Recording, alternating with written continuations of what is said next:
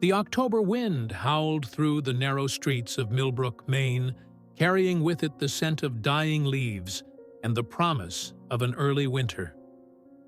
25 years had passed since that Halloween night, when everything changed, when the laughter of children trick-or-treating turned into the desperate cries of search parties combing through the darkness.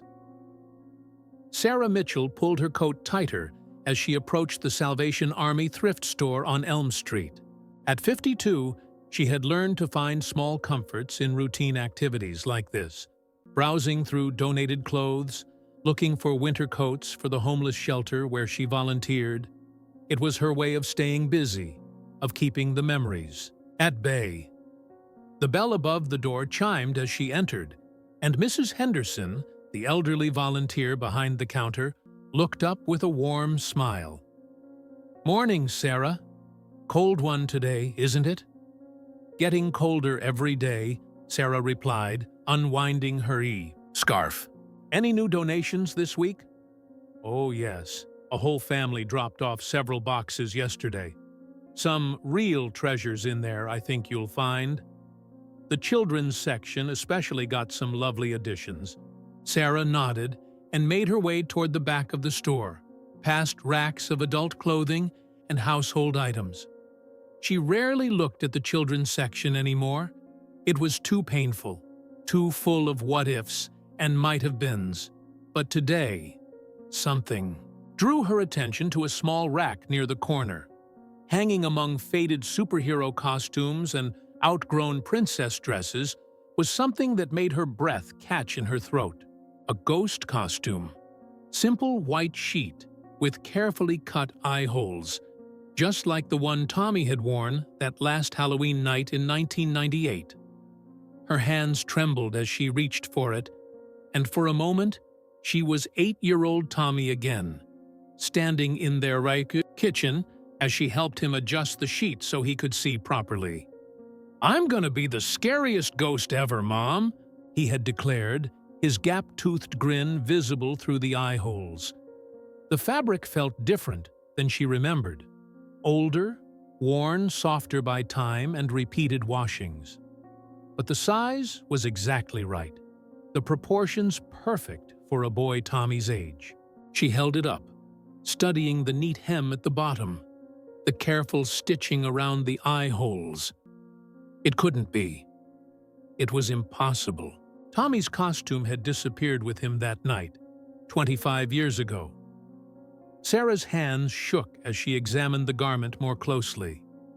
There, near the left armhole, was a small tear she remembered mending just days before Halloween.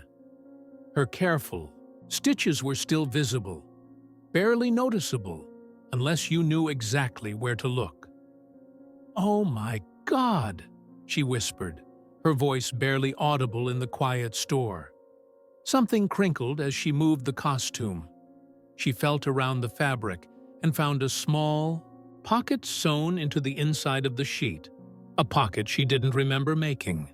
Her fingers found the edge of what felt like a piece of paper. With trembling hands, she carefully extracted a folded note, yellowed with age. The paper was soft, as if it had been handled many times over the years. She glanced around the store to make sure no one was watching, then carefully unfolded it. The handwriting was childish, shaky, but unmistakably familiar. Tommy's writing, older than when he had disappeared, but definitely his. The note was dated just 3 months ago. "Mom, if you find this, I'm okay. I can't come home yet, but I'm safe. Don't look for me. The man who has me says he'll hurt you if anyone comes. I hid this hoping someday you'd find it. I think about you every day. I love you." "Tommy," the note slipped from her nerveless fingers and fluttered to the floor. Sarah stared at it, her mind reeling. Tommy was alive. Her son, her baby, was alive after all these years, but he was still being held by someone still in danger. She bent down quickly to retrieve the note, glancing around to make sure no one had seen. Mrs. Henderson was busy with another customer, completely oblivious to the earth-shattering discovery. Happening in the children's section. Sarah carefully folded the note and slipped it into her purse, then took the ghost costume to the counter. Her hands were still shaking so badly she could barely hold her wallet.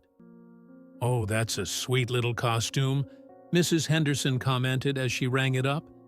"Perfect for a child around 7 or 8, I'd say. Planning ahead for next year?" "Something like that," Sarah managed to say, her voice sounding strange to her own ears. "Do you know who donated this?" Mrs. Henderson adjusted her glasses and looked at the costume thoughtfully. "I believe it came in with a large donation yesterday. Let me check." She flipped through a ledger on the counter. "Yes, here it is. Anonymous donation, dropped off in the morning. We get those sometimes. People who prefer not to leave their names. Was it a man or woman who dropped it off? Oh, I wasn't here then. That would have been Frank Murphy who took the donation. He volunteers on Wednesdays. Sweet man, been helping us out for years. Lives just outside town, has a little farm." Sarah paid for the costume, her mind racing. Frank Murphy. She knew the name. He had been one of the volunteers who helped search for Tommy all those years ago. A respected member of the community, always willing to lend a hand when needed. As she walked out of the store, clutching the bag containing Tommy's costume, Sarah felt as if she were walking through a dream. The familiar streets of Millbrook looked different somehow, full of secrets and hidden dangers. Every person she passed could be the one holding her son captive. She drove home in a daze, the note burning like a hot coal in her purse. At home, in the privacy of her kitchen, she spread the note out on the table and read it again, studying every word, every letter. The handwriting was definitely Tommy's, but older, more mature. The boy who had written this note was no longer the 8-year-old who had disappeared on Halloween night. The implications hit her like a physical blow. Someone had kept her son captive for 25 years. Someone in her own community. Someone close enough to know that she shopped at that particular thrift store. Someone who wanted her to find this note. Sarah reached for her phone to call the police, then stopped. The note had been clear. "Don't look for me. The man who has me says he'll hurt you if anyone comes." If she called the police, would she be putting Tommy in even greater danger? After all these years of hoping and praying, she had finally received proof that her son was alive. Could she risk losing him again? She stared at the ghost costume spread out on her kitchen table, this tangible link to her missing child.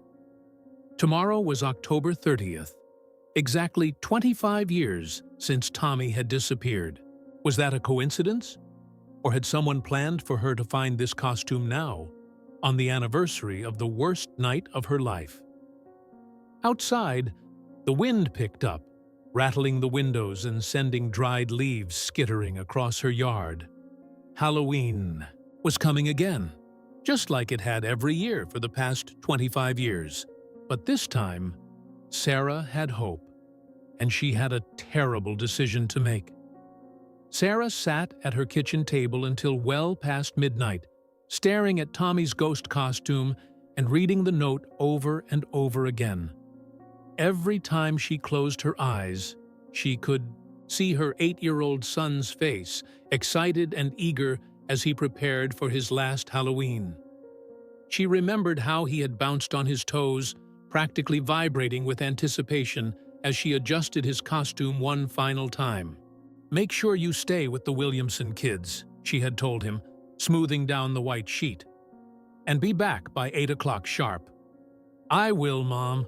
I promise," Tommy had called as he ran out the door, his white sheet billowing behind him like the ghost he was pretending to be. Those were the last words he had ever spoken to her. Now, 25 years later, she held proof that he was still alive, still out there somewhere. But the note's warning echoed in her mind. Don't look for me. The man who has me says he'll hurt you if anyone comes. Sarah finally went to bed around 2 in the morning, but sleep eluded her. She lay staring at the ceiling, her mind churning, with possibilities and fears. Who could have taken Tommy? Who could have kept him hidden for all these years in a small town like Millbrook, where everyone knew everyone else's business? She must have dozed off eventually, because she was awakened by the sound of her phone ringing. Bright sunlight streamed through her bedroom windows, and according to her alarm clock, it was already 9:30 in the morning. "Sarah? This is Margaret from the shelter. Are you feeling all right? You never miss your Thursday morning shift." Sarah sat up, disoriented. She had completely forgotten about her volunteer work at the homeless shelter. "I'm sorry, Margaret. I'm not feeling well today. Could you get someone else to cover for me?" "Of course, dear. You take care of yourself. We'll see you next week."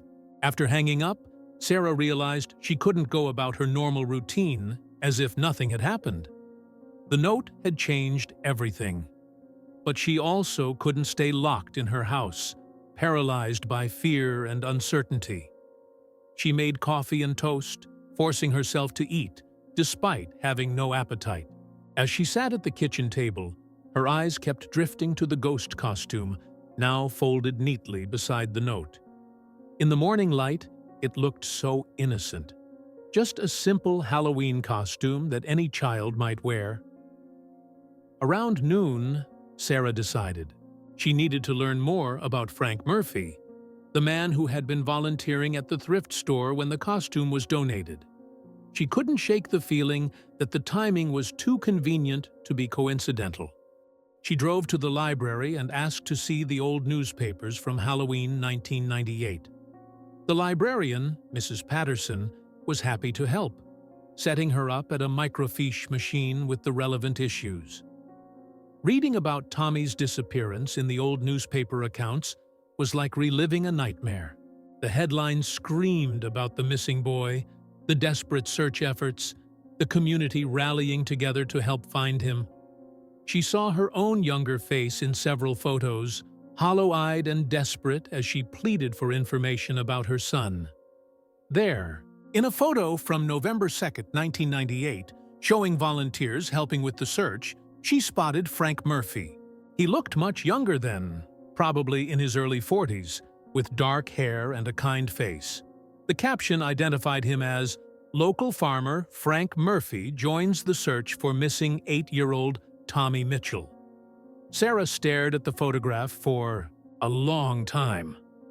Frank Murphy had been there from the beginning, helping to search for Tommy, showing up whenever volunteers were needed. He had been present at the most vulnerable moment of her life, when she was broken and desperate for any help she could get. She spent the rest of the afternoon researching Frank Murphy through old newspaper archives and public records. He owned a farm about 10 miles outside of Millbrook, had lived in the area his entire life, and was generally regarded as a pillar of the community. He had never married, had no children of his own, and was known for his generous donations to local charities and his willingness to help his neighbors. On paper, he seemed like the perfect citizen. But Sarah couldn't shake the feeling that there was something wrong with this picture. Why would someone so helpful and community-minded be dropping off donations anonymously? And why had that particular costume ended up in the thrift store just days before the 25th anniversary of Tommy's disappearance? As evening approached, Sarah drove past Murphy's farm, telling herself she was just curious, that she wasn't really looking for anything specific. The property was neat and well-maintained, with a modest farmhouse, a large barn, and several smaller outbuildings. It looked peaceful and ordinary, nothing sinister about it at all. But as she drove slowly past the entrance, she noticed something that made her breath catch. There was a child's bicycle leaning against the side of the barn, painted bright red, with a small American flag attached to the handlebars. It looked new, or at least well-maintained, despite Murphy's living alone. Sarah parked down the road and walked back, her heart pounding. She told herself she was being ridiculous, that there could be any number of innocent explanations for the bicycle. Maybe Murphy had visiting relatives, or maybe he was storing it for someone. But as she got closer to the property, she heard something that made her blood run cold. The sound of someone humming inside the barn, a voice that was too high to be Frank Murphy's adult bass tones. It sounded like a young person, maybe even a young man in his 20s or 30s. Could it be? After all these years, could Tommy really be so close? Sarah crept closer to the barn, her heart hammering so loudly she was sure it could be heard. For miles. Through a crack in the wooden siding, she could see movement inside. A tall, thin figure working on something at a workbench. The humming stopped abruptly, and the figure turned toward the crack where Sarah was peering in. For just a moment, she caught a glimpse of a face. Older, thinner, but with the same dark eyes and stubborn chin that she remembered from her 8-year-old son. It was Tommy. It was really him. Sarah stumbled backward, gasping, trying not to cry out. Her son was alive, was right there, just a few yards away from her. Every instinct screamed at her to call out to him, to run to him, to hold him in her arms after 25 years of grief and loss. But the note's warning held her back. "The man who has me says he'll hurt you if anyone comes." "Tommy," she whispered, so quietly that even she could barely hear it. The figure in the barn had turned back to his work, seemingly unaware that he had been observed. Sarah forced herself to walk away, to get back in her car and drive home. Every step felt like a betrayal, like abandoning her son all over again. But if she acted rashly now, if she put him in danger, she might lose him forever. Back home, she sat in her dark kitchen, shaking with emotion. Tommy was alive.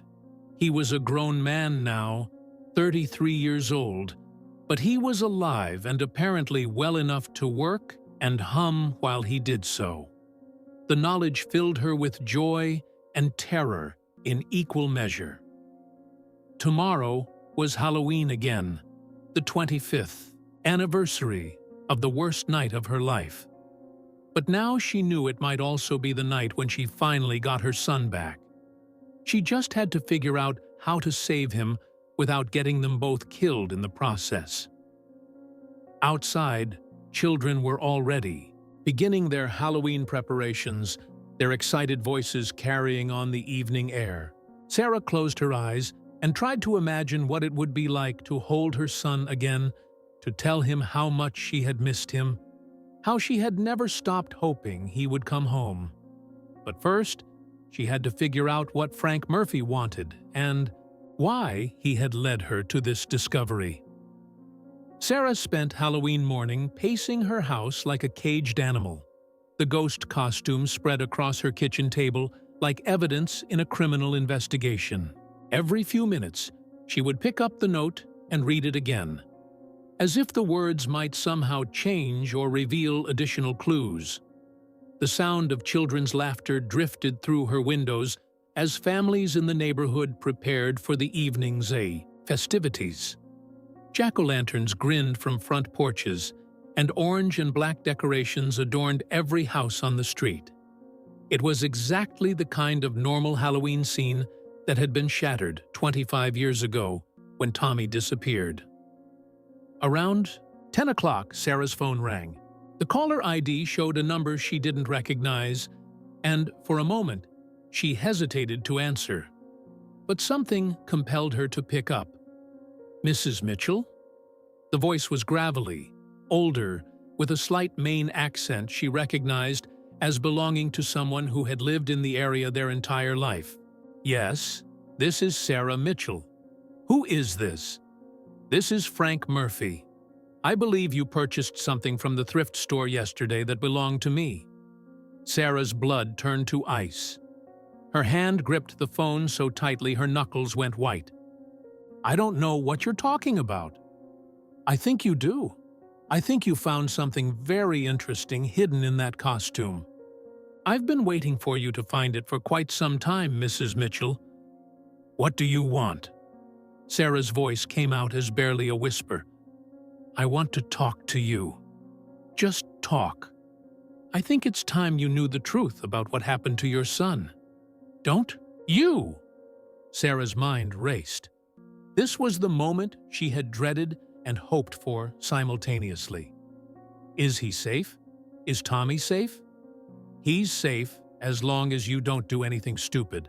No police, no telling anyone about this conversation. Can you agree to that? Yes, Sarah said without hesitation. Yes, I agree. Good. There's an old logging road about 2 miles past my farm, on the left side of Route 47. You'll see a mailbox marked Henderson, even though nobody named Henderson has lived there for 20 years. Drive down that road exactly 1 mile and park by the old hunting cabin. Be there at sunset tonight.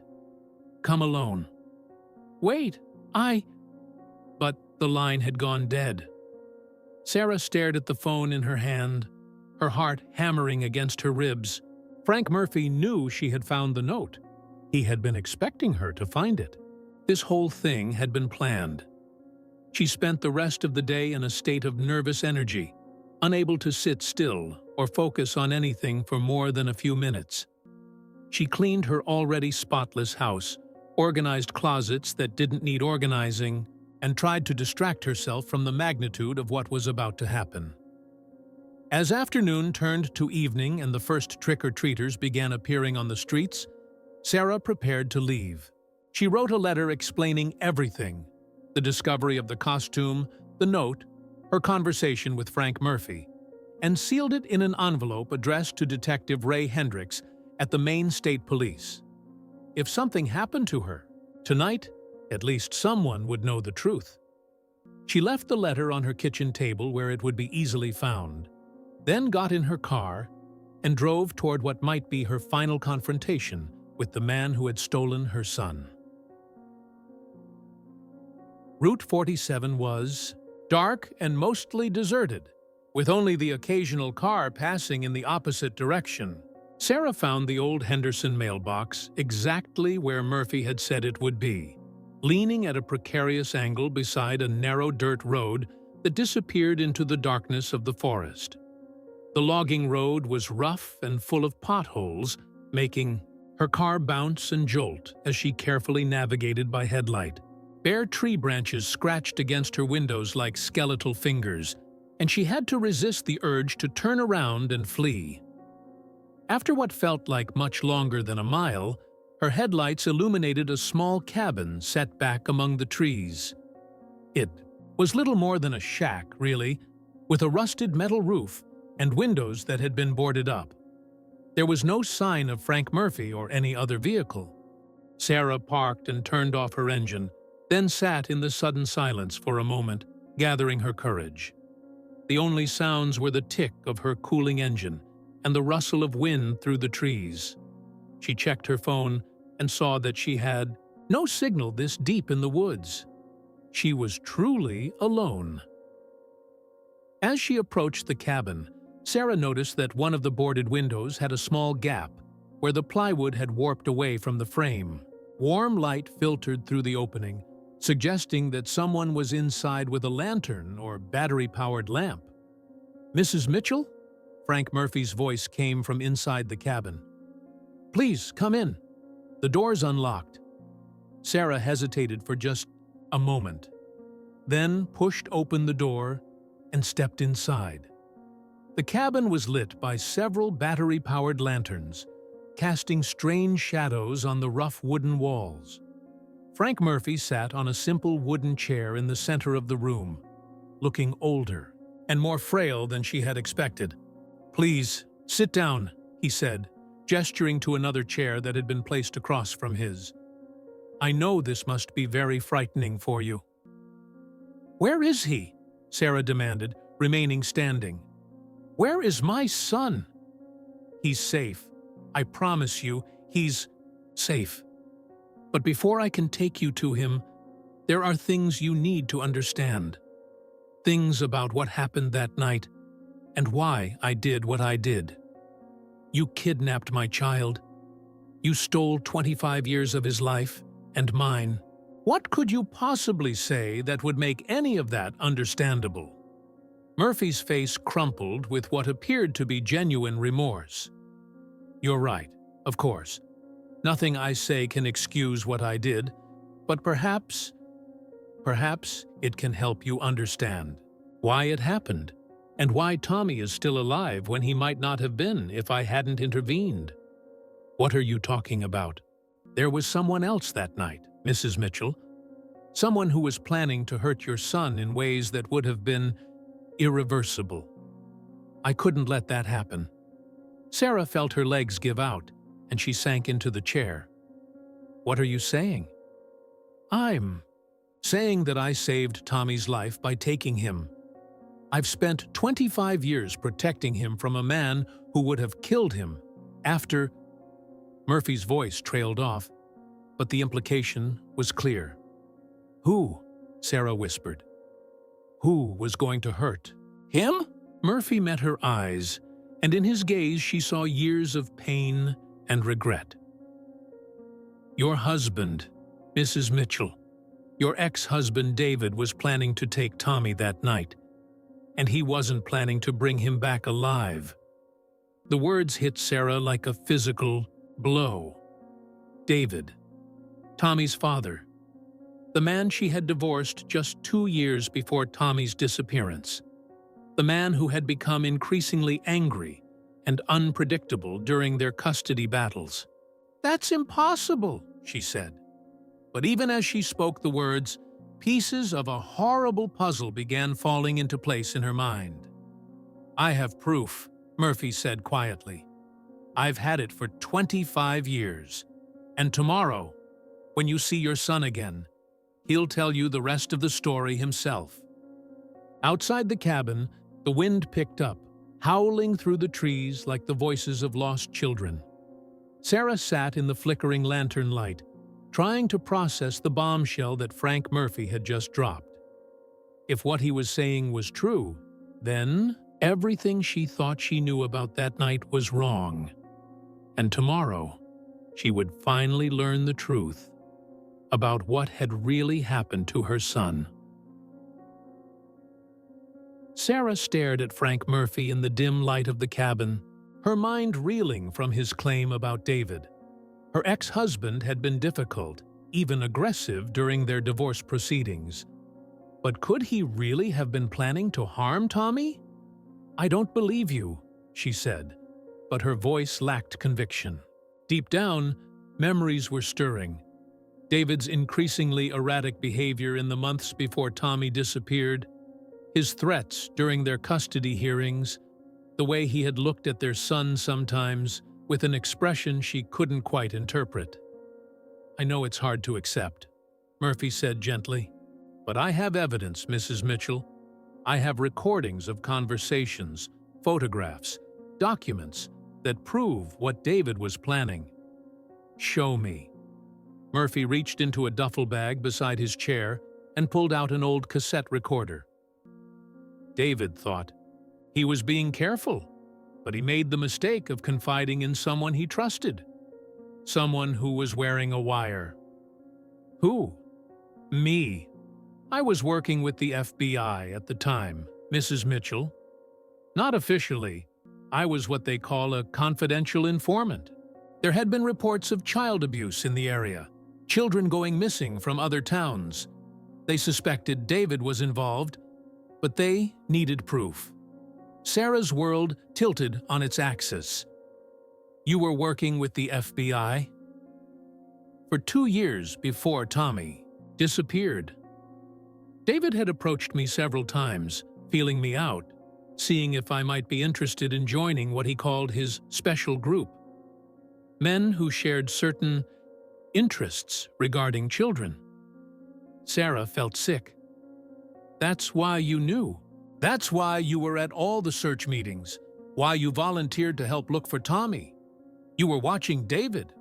I was trying to gather evidence, but when I learned what he was planning for Halloween night, I couldn't wait for the FBI to build their case. Tommy would have been dead by then.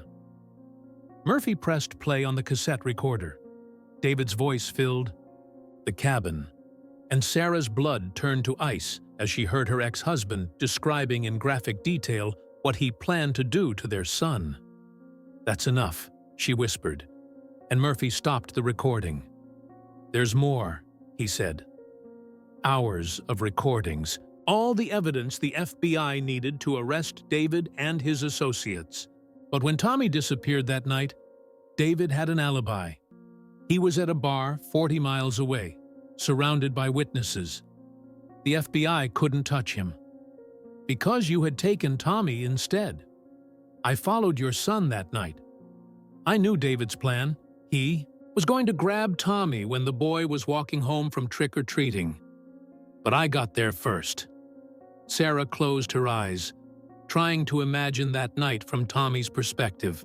"How did you convince him to come with you?" "I told him his father had sent me, that David was waiting for him at my farm and wanted to surprise him. Tommy trusted me because he had seen me helping with community events, volunteering at the school. He got in my truck willingly. And then I couldn't give him back. Don't you see? If I had returned Tommy after David was arrested, the boy would have testified about what David had told his associates he was planning to do. Tommy would have become a target for the rest of David's group. They would have killed him to keep him quiet." Sarah opened her eyes and looked at Murphy with new understanding. "So, you kept him. I kept him safe. I know it was wrong. I know it caused you unimaginable pain. But Mrs. Mitchell, your son is alive today because of what I did. If I had let events play out the way they were supposed to, Tommy would have died that night. What happened to David? The FBI arrested him 3 months later on other charges. They never could prove he was involved in Tommy's disappearance, but they got him on possession of child pornography and evidence of abuse involving other children. He died in prison 5 years later, killed by another inmate who didn't appreciate his crimes." Sarah sat in silence for several minutes, processing everything Murphy had told her. The man sitting across from her had destroyed her life, but he had also saved her son's life. How was she supposed to reconcile those two facts? "Why now?" she asked finally. "Why reveal this now, after 25 years? Because Tommy is a grown man now, old enough to protect himself. And because David's associates, the other members of his group, are all either dead or in prison. The danger has passed. You could have told me years ago. I could have. But Tommy asked me not to." Sarah's head snapped up. "What do you mean?" "Tommy has known the truth about that night since he was 15 years old. I couldn't keep lying to him anymore. He was old enough to understand. He made me promise not to contact you until he was ready." "And he's ready now?" "He's the one who suggested putting the note in the costume and donating it to the thrift store. He knew you shopped there regularly. He wanted to find a way to reach out to you that wouldn't put you in danger if David's old associates were still watching." Sarah felt tears streaming down her face. "He wanted to come home? Mrs. Mitchell, Tommy has wanted to come home every single day for the past 25 years. But he was terrified that contacting you would put you in danger. It's only in the last few months, after we confirmed that the last of David's group had been arrested in another state, that he felt it was safe. I want to see him. I want to see my son." Murphy nodded and stood up from his chair. "He's waiting at the farm. He's been waiting for this day for years, Mrs. Mitchell. But I have to warn you, he's not the 8-year-old boy you remember. 25 years is a long time. He's a man now, with his own thoughts and feelings about what happened. Is he angry with me? Angry with you? Mrs. Mitchell, Tommy doesn't blame you for any of this. If anything, he blames himself for getting in my truck that night, for believing the lie I told him about his father. Sarah wiped her eyes and stood up as well. Take me to him, please. Are you sure you're ready? Once we leave this cabin, there's no going back. Your life is going to change completely. Sarah thought about the 25 years she had spent in limbo, never knowing if her son was alive or dead, never able to move forward or properly grieve. My life already changed 25 years ago. This is just bringing it back. Murphy nodded and gathered up his equipment. Then let's go home, Mrs. Mitchell. Let's bring your son home. As they walked out of the cabin together, Sarah felt as if she were walking from one life into another. Behind her lay 25 years of grief and uncertainty. Ahead lay the unknown, a reunion with a son who was now a stranger, and the beginning of whatever came next. The Halloween night was clear and cold, with stars visible through the bare branches of the trees. Somewhere in the distance, Sarah could hear the voices of children still out trick-or-treating, their laughter carrying on the wind. Soon, she thought, she would hear her son's voice again. Soon, the long nightmare would finally be over. The drive to Frank Murphy's farm felt like the longest journey of Sarah's life, even though it only took 15 minutes. She followed his pickup truck down the winding country roads, her hands gripping the steering wheel so tightly her knuckles had gone white. Every few seconds, she caught herself holding her breath. Murphy's farmhouse looked different at night, warmer somehow, with lights glowing in the windows and smoke curling from the chimney. Sarah parked behind Murphy's truck and sat for a moment, trying to steady her nerves. After 25 years of imagining this moment, she wasn't sure she was prepared for the reality of it. Murphy approached her car and tapped gently on the window. "He's inside," he said when she rolled it down. "He's nervous too, Mrs. Mitchell. Maybe more nervous than you are." Sarah nodded and got out of the car, her legs feeling unsteady beneath her. As they walked toward the front door, she caught a glimpse of movement in one of the windows, a tall figure pacing back and forth in what appeared to be the living room. "Tommy?" she whispered. "That's him," Murphy confirmed.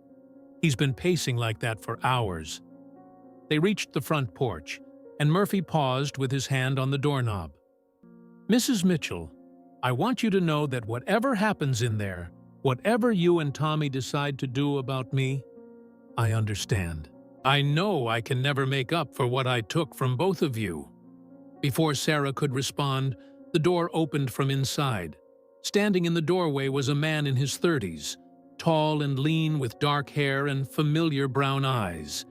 He looked so much like David had at that age that for a moment Sarah's breath caught in her throat. But there was something in his expression, a gentleness, a vulnerability, that was all Tommy. "Mom?" His voice was deeper than she remembered, of course, but there was something in the inflection, the slight hesitation, that took her back 25 years to the little boy who used to call for her when he had a nightmare. Tommy. The EYA word came out as barely a whisper. Sarah took a step forward, then stopped, unsure. Was she supposed to hug him? What did you do when reuniting with a son who had been gone for 25 years? Tommy solved the dilemma by stepping forward and wrapping his arms around her. He was so tall now, she had to look up to see his face. He smelled like wood smoke and soap, and when she hugged him back, she could feel how thin he was beneath his flannel shirt. "I'm sorry," he said, his voice muffled against her hair. "Mom, I'm so sorry." "Shh," Sarah said, holding him tighter. "You have nothing to be sorry for. Nothing at all." They stood there on the porch for several minutes, holding each other and crying. Frank Murphy had discreetly disappeared inside, giving them privacy for their reunion. Finally, Tommy pulled back and looked at his mother with eyes that held far too much pain for someone his age. "You look exactly the same," he said, trying to smile through his tears. "You look—" Sarah studied his face, seeing traces of the little boy she remembered, but also the stranger he had become. "You look like your father." Tommy's expression darkened for a moment. "Frank told you? About what Dad was planning?" "Some of it. I'm still trying to process it all." "Come inside," Tommy said, taking her hand. "We have a lot to talk about." The interior of Murphy's farmhouse was cozy and surprisingly modern, with comfortable furniture and family photographs on the mantelpiece. Sarah noticed that several of the photos showed Tommy at various ages: birthday parties, graduations, holiday celebrations. A life documented in images, but hidden from her for 25 years. "You had birthdays," she said, picking up a photo of teenage Tommy blowing out candles on a cake. "Frank made sure I had as normal a childhood as possible," Tommy said quietly. "Under the circumstances." Frank Murphy appeared from the kitchen carrying 3 mugs of coffee. "I thought you might want something warm," he said, setting the mugs on the coffee table. Sarah accepted the coffee gratefully, wrapping her hands around the warm mug. "I don't understand how you managed to keep this secret for so long. In a small town like Millbrook, how did no one know Tommy was here?" "For the first few years, Tommy rarely left the farm," Murphy explained. "When he did, I introduced him as my nephew from out of state, visiting for the summer. By the time he was old enough to be around town regularly, he looked different enough from his 8-year-old photos that people didn't make the connection. Plus," Tommy added, "I haven't gone by Tommy for years. Most people around here know me as Tom Murphy, Frank's adopted son." The words hit Sarah like a physical blow. "Adopted son?" Tommy saw her expression and quickly sat down beside her. "Not legally adopted, Mom. But Frank filed papers claiming he was my legal guardian after my parents died in an accident. It was all fake, but it allowed me to go to school, to have a somewhat normal life." "You went to school here? In Millbrook?" "Starting when I was 12. Before that, Frank homeschooled me. I graduated from Millbrook High in 2008. Sarah stared at him in amazement. "You graduated from Millbrook High, the same school where I used to work as a substitute teacher?" "I know. I saw you there a few times over the years. You never recognized me. But I always knew when you were in the building. Those were the hardest days, wanting so badly to run to you, but knowing I couldn't." "Why couldn't you? Once you were older? Once you understood what had really happened? Why couldn't you contact me?" Tommy exchanged a look with Frank Murphy. "Because we weren't sure the danger was really over. David had 3 other men in his group, and we knew at least 2 of them were still alive. Frank was in contact with the FBI agent who had been working the case, Agent Rebecca Walsh. She advised us to wait until all of David's associates were either dead or imprisoned. And that happened recently?" 3 months ago, Murphy said. "The last of them, a man named Carl Hendricks, was arrested in Florida on charges involving other children. Agent Walsh contacted me to let me know it was finally safe."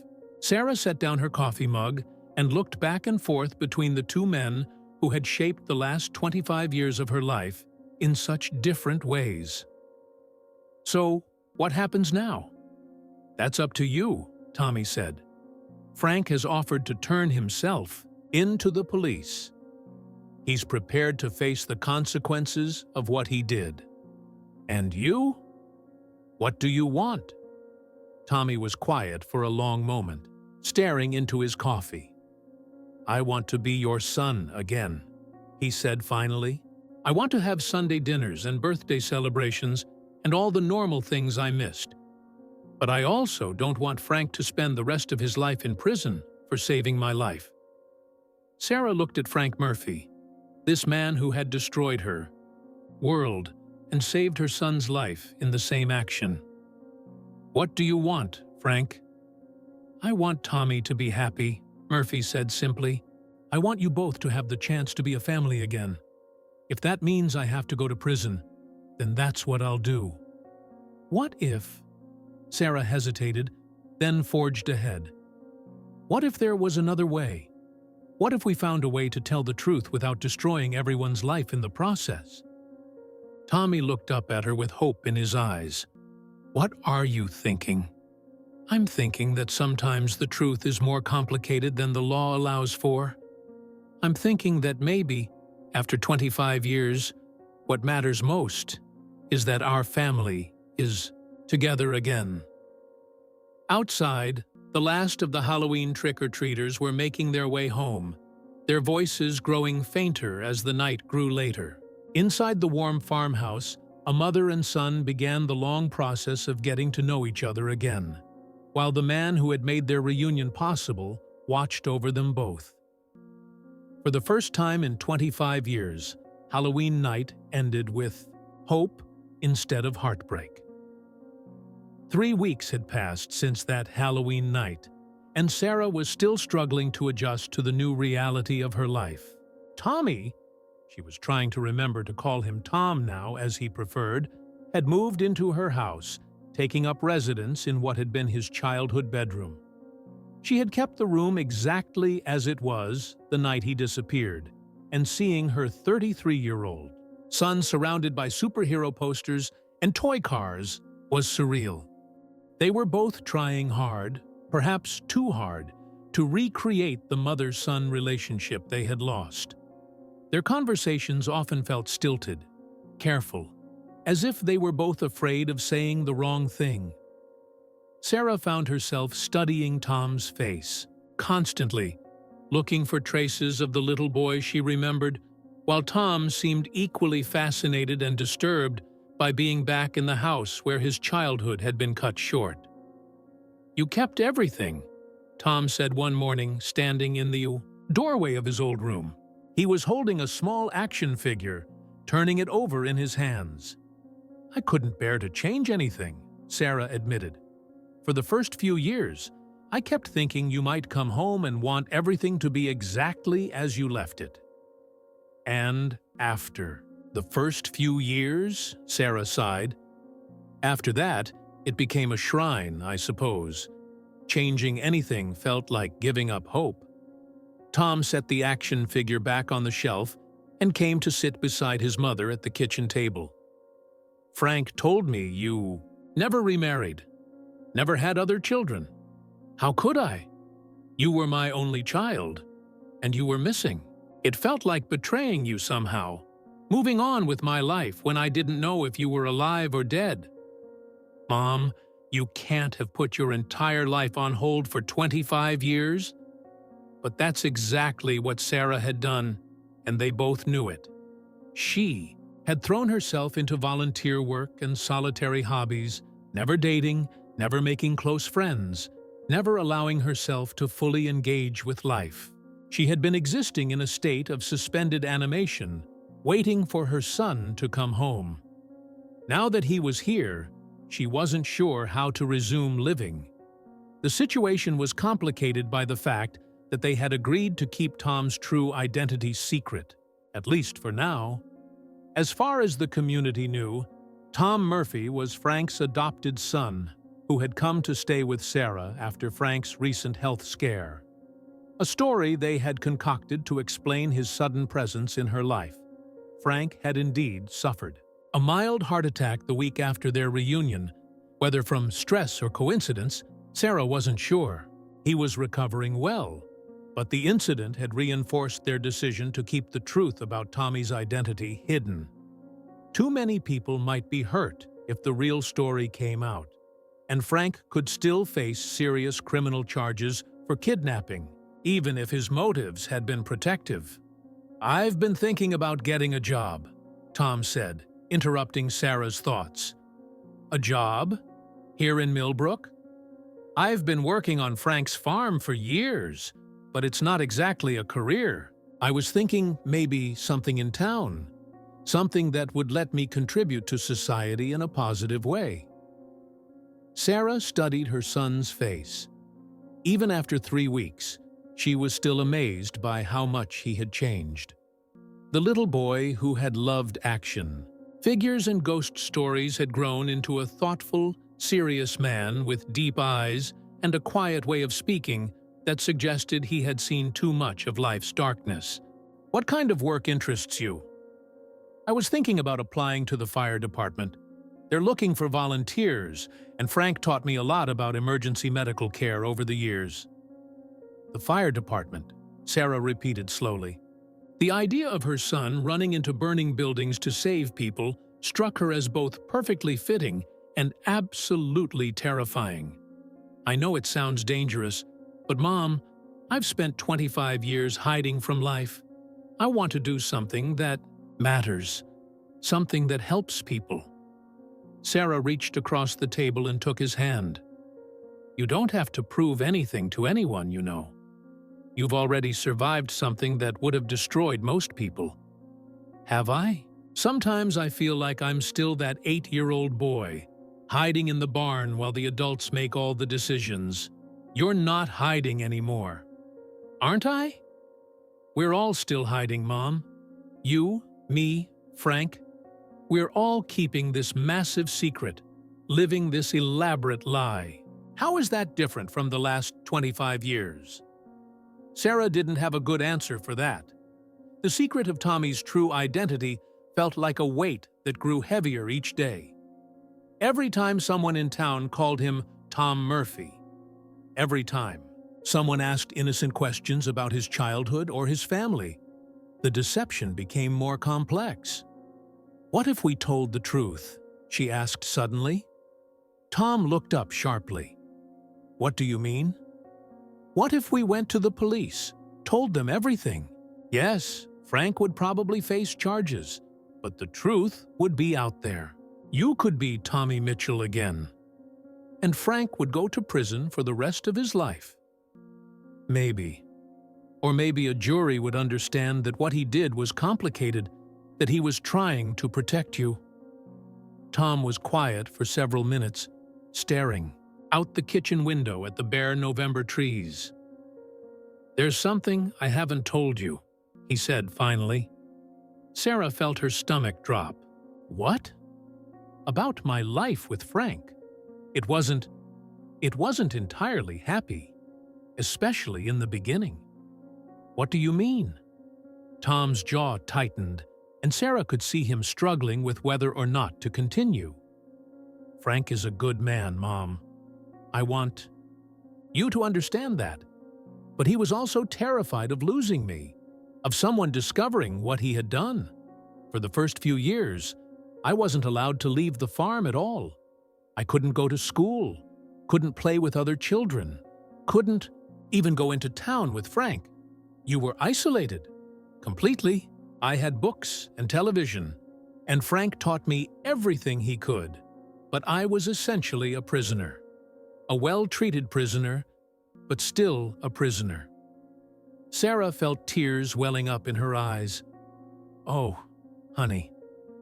When I was 12, and Frank finally let me start going to school, I didn't know how to interact with other children. I'd been alone for so long that normal social skills were foreign to me. The other kids thought I was weird. But you graduated. You made it through." "I did. But Mom, there were years when I was so angry at Frank, I could barely stand to be in the same room with him. There were nights when I planned to run away, to find you, no matter what the consequences might be."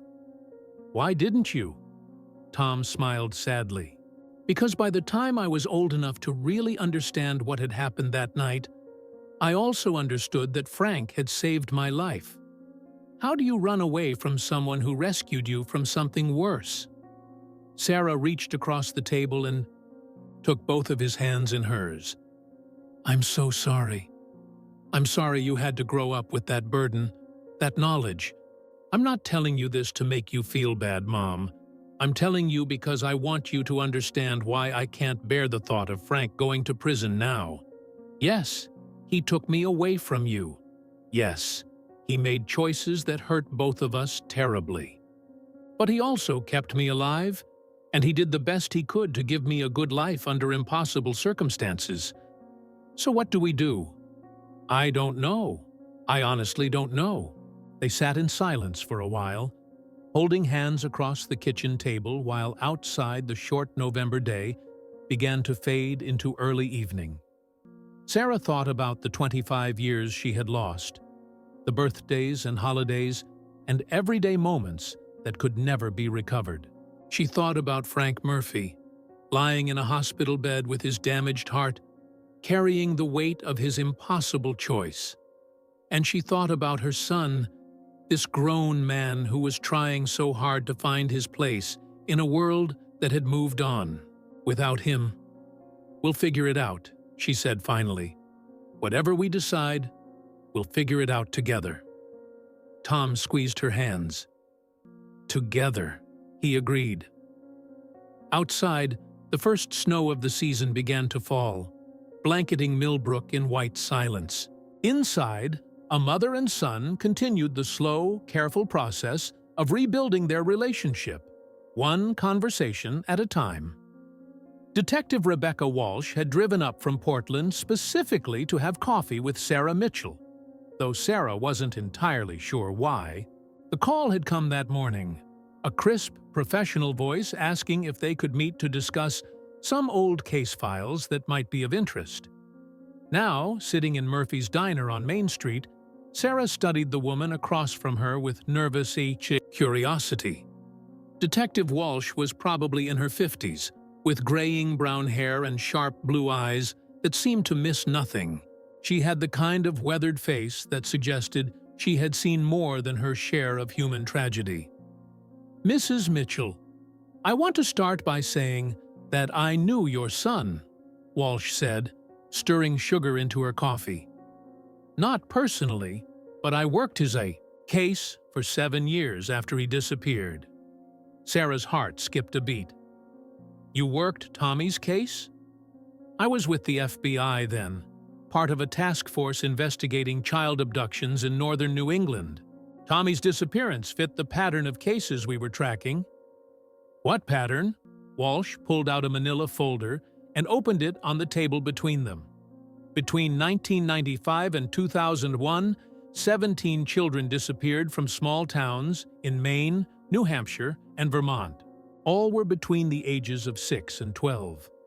All disappeared from what should have been safe situations, walking home from school, playing in their own neighborhoods, attending community events. Sarah stared at the photographs Walsh had spread across the table. 17 children, all with bright, innocent faces, all lost to whatever monster had been stalking the region. You think the same person took Tommy? We were certain of it. The methods were too similar, the geographic pattern too clear. Someone was hunting children in our area, and they were very good at it. But you never caught him. Walsh's expression grew grim. We caught him, eventually. His name was Marcus Webb, and he was responsible for 16 of those 17 disappearances. Sarah felt the blood drain from her face. 16 of 17. Which one? Tommy was the only child we could never connect to Webb. When we arrested Webb in 2001, he confessed to taking all the others, but he swore he had nothing to do with Tommy Mitchell's disappearance. Maybe he was lying. Maybe. But Webb had no reason to lie at that point. He was already facing multiple life sentences. And there were other inconsistencies. Webb always took children to a specific location, an abandoned mill about 30 miles from here. We found evidence of 15 of the children there. Sarah didn't ask what kind of evidence. She didn't want to know. The 16th child, a girl named Emma Patterson from New Hampshire, was found alive at the mill when we raided it. She had been held there for 3 months, but there was never any evidence that Tommy had been to that location. So if this Webb person didn't take Tommy, then who did? Walsh leaned back in her chair, studying Sarah's face carefully. That's what I've been wondering for the past 22 years. And recently, I've started to develop some new theories. Sarah forced herself to remain calm, to keep her expression neutral. What kind of theories? Well, for one thing, I've always been bothered by the timing of Tommy's disappearance. Halloween night, 1998. It was almost exactly 2 weeks after Webb had taken another child from a town 40 miles away. Webb was escalating, becoming more frequent in his attacks. Tommy would have been the perfect target, but you said Webb didn't take him. No, he didn't. Which means someone else got to Tommy first. Someone who either didn't know about Webb's pattern, or someone who did know and acted specifically to prevent Webb from taking the boy. Sarah's coffee had grown cold, but she took a sip anyway to buy herself time to think. Are you saying you think someone kidnapped Tommy to protect him? It's a theory I've been exploring. I've been reviewing all the case files from that time period, looking at everyone who was involved in the search efforts, everyone who would have known Tommy's routines and whereabouts. Walsh pulled out another photograph and placed it on the Reese table. It was a picture of Frank Murphy from 1998, taken during one of the volunteer search efforts.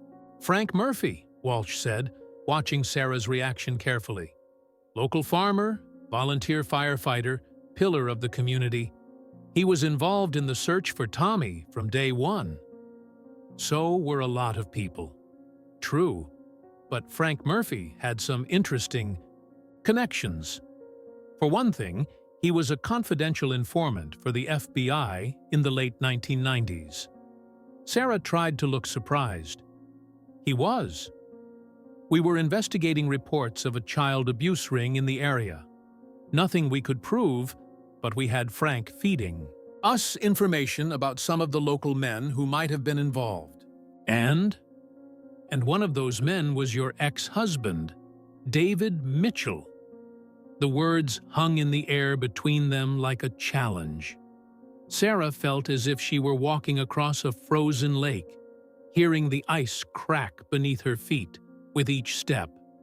David was investigated by the FBI? Briefly. We could never develop enough evidence to make an arrest, but we had strong suspicions. David was in contact with Marcus Webb, though we could never prove they were working together. Sarah set down her coffee cup with a shaking hand. Are you saying David might have been planning to hurt Tommy? I'm saying it's possible. I'm also saying that if Frank Murphy knew about David's connections, and if he suspected that David was planning to take Tommy that Halloween night, he might have decided to take the boy himself to keep him safe. That's a very specific theory, Detective. It is, and I'm sharing it with you because I want to know if you think it's possible. Sarah looked down at the photographs scattered across the table, Tommy's school picture among them, his 8-year-old face smiling up at her from among the images of 16 other children who hadn't been as fortunate. If that were true, she said carefully, what would it mean? Legally, I mean. It would mean that Frank Murphy committed kidnapping, even if his motives were protective. It would also mean that a child who was presumed dead might actually be alive somewhere. Hypothetically, Walsh agreed. But, Mrs. Mitchell, I have to tell you, I've been watching Frank Murphy's property for the past month, and I've seen some interesting things. Sarah's heart began to race. What kind of things? I've seen a young man working around the farm. Tall, dark-haired, probably in his 30s. He looks remarkably like the age progression photos we had, made of Tommy a few years after he disappeared. The ice beneath Sarah's feet gave way completely. Walsh knew. Somehow, the detective had figured out that Tommy was alive and living with Frank Murphy. "Detective Walsh," Sarah said slowly, "what exactly are you asking me?" "I'm asking you if you know where your son is, Mrs. Mitchell. And if you do know, I'm asking you to trust me enough to tell me the truth." Walsh leaned forward across the table, her expression earnest and sympathetic. "Mrs. Mitchell, I've spent 25 years trying to bring missing children home to their families. If Tommy is alive, if he's been safe all this time, then this is the best possible outcome. But the situation needs to be handled carefully, legally. There are procedures that have to be followed." Sarah stared at the detective, trying to read her intentions. Could she trust this woman with the truth? Would telling her help Tommy? Or would it destroy the fragile new life they were trying to build together? "I need to think about this," Sarah said finally. "Of course you do. But Mrs. Mitchell, I want you to know that my only interest here is in seeing a family reunited safely. I'm not looking to destroy anyone's life or send anyone to prison unnecessarily. I just want to make sure that if Tommy is alive, he gets the help and support he needs to transition back into the world."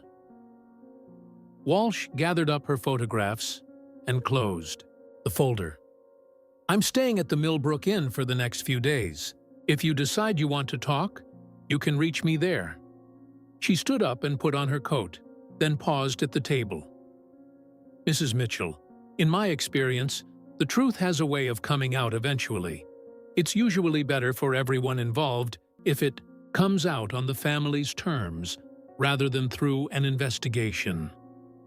After Walsh left, Sarah sat alone in the diner for a long time, staring at her cold coffee and trying to decide what to do. The detective clearly suspected the truth, maybe even knew it for certain. The question was whether she could be trusted to handle that truth with compassion. Outside, snow was beginning to fall again, and Sarah thought about her son at home, probably working on the old motorcycle he had been restoring in the garage. He was trying so hard to build a normal life, to find his place in the world after 25 years of hiding. Would the truth set them free? Or would it destroy everything they were trying to build? Sarah pulled out her phone and called Tom. "We need to talk," she said when he answered. "All three of us. It's time to make a decision."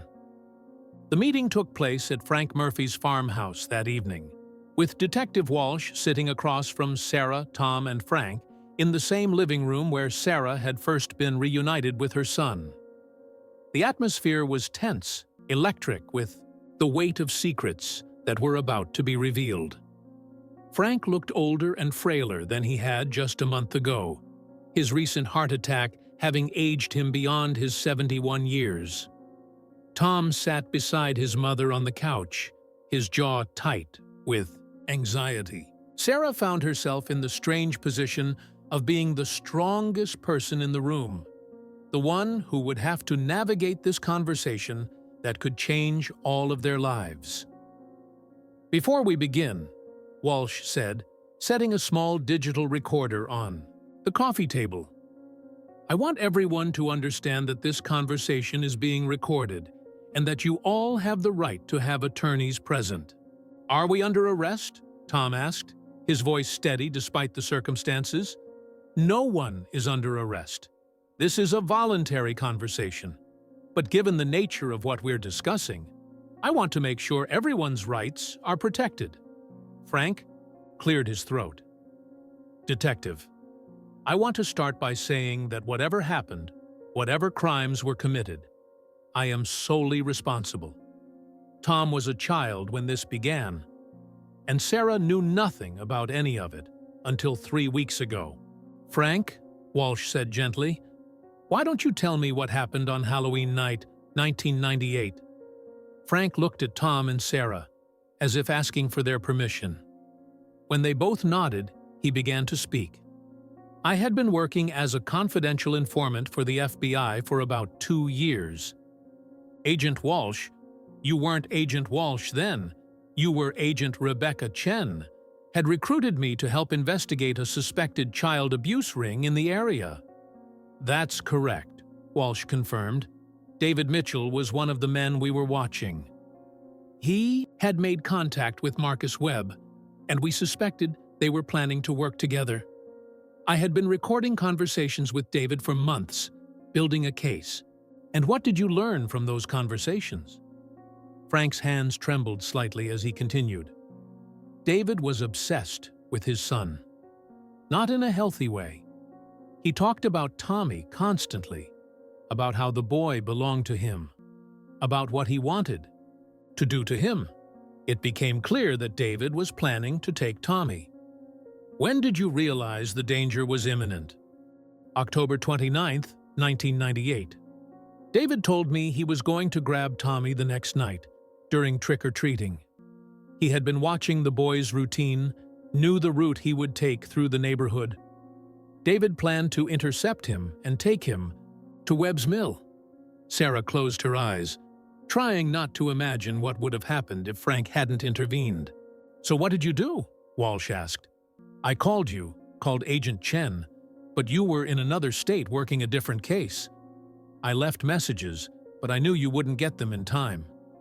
David was planning to move that night, and I couldn't reach anyone else at the FBI who knew about the operation. So you decided to take matters into your own hands.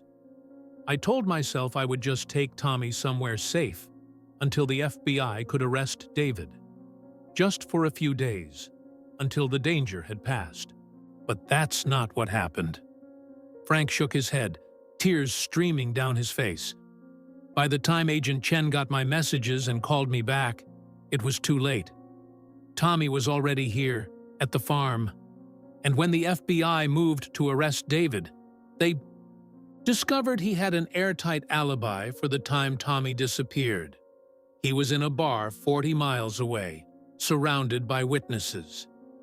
Because you had taken Tommy before David could get to him. Yes. And suddenly, I realized that if I returned Tommy, David would know that someone had interfered with his plan. He would know that someone was feeding information to the FBI. My cover would be blown, and David would just wait for another opportunity. Walsh nodded slowly. So you decided to keep Tommy hidden. I didn't know what else to do. I kept thinking it would be temporary, that in a few weeks or months, when David and his associates were arrested, I could return the boy safely. But the investigation dragged on for years. David was never arrested for anything related to the child abuse ring. You could only get him on pornography charges later. It became clear that returning Tommy would put him in terrible danger. And Tommy, what do you remember about that night? Tom looked up, his eyes reflecting years of pain and confusion. I remember Frank telling me that my father wanted to see me, that David was waiting at the farm. I trusted Frank because I had seen him at community events, at my school. He seemed like a safe adult. When did you realize you weren't going home that night? Not for several days. Frank kept making excuses about why my father hadn't come yet, why I couldn't call my mother. By the time I understood that I had been taken, it was too late to change anything. How did Frank explain the situation to you? Tom glanced at Frank with an expression that was part gratitude, part resentment. When I was 15, Frank told me the truth about my father, about what David had been planning. He played me some of the recordings he had made. It was devastating to learn that my own father had wanted to hurt me. But you stayed with Frank. Where else could I go? By then, I had been presumed dead for 7 years. Frank was the only family I had left. And despite everything, he had kept me safe. He had given me as normal a childhood as possible under the circumstances. Walsh turned to Sarah. And you, Mrs. Mitchell, when did you learn the truth? 3 weeks ago, when I found Tommy's note hidden in his old Halloween costume. The note was Tom's idea? Tom nodded. I wanted to reach out to my mother, but I was terrified of putting her in danger. Frank and I had stayed in contact with Agent Chen, with you, over the years, and when you told us that the last of David's associates had been arrested, I knew it was finally safe. So you planted the costume in the thrift store, knowing your mother shopped there. It seemed like the safest way to make contact. If she found the note, she would know I was alive, but also understand the need for secrecy. If she didn't find it, no harm would be done. Walsh sat back in her chair, processing everything she had heard. This is an extraordinary situation, she said finally. Tom, legally, you are still a missing person. There are procedures that need to be followed, reports that need to be filed. What does that mean for Frank? Sarah asked. That depends on several factors. The fact that Frank was working as a federal informant at the time, the fact that he was trying to prevent a more serious crime, the fact that Tom was well cared for and eventually given his freedom to leave, all of those things would be taken into consideration. Would he go to prison? Walsh was quiet for a long moment. I can't make any guarantees, but I can tell you that I would personally recommend that any charges take into account the extraordinary circumstances of this case. What happens now? Tom asked. Now we figure out how to bring you back into the world officially. You'll need legal documentation, a social security number, medical records. It's going to be a complex process, but it can be done. And the community? How do we explain 25 years of Tom being here without anyone realizing who he was? That's something we'll have to work out carefully. The truth is going to come out eventually. It has to. But we can control how and when it comes out, and we can make sure it's done in a way that protects everyone involved as much as possible. Frank spoke up for the first time in several minutes. Detective, I want you to know that I don't regret what I did. If I had to do it over again, knowing what I know now about what David was planning, I would make the same choice. Even knowing the pain it caused Mrs. Mitchell? Frank looked at Sarah with eyes full of regret. That's the only part I regret. I would give anything to have spared her that pain. But I couldn't let Tommy die. Walsh nodded and turned off the recorder. I'm going to need to make some phone calls, consult with my supervisors and with the district attorney's office, but I want you all to know that my primary goal here is to reunite this family properly and safely. How long do we have? Sarah asked. A few days, maybe a week. Once I file my report, this becomes an official case again. But I promise you, I'll do everything I can to make sure this has the best possible outcome for everyone involved. After Walsh left, the three of them sat in silence for a long time, each lost in their own thoughts about what the future might hold. Are you sorry? Tom asked his mother finally. Are you sorry that I'm alive, if it means Frank might go to prison? Sarah reached over and took her son's hand. I could never be sorry that you're alive. Never. Whatever happens next, we'll face it together as a family.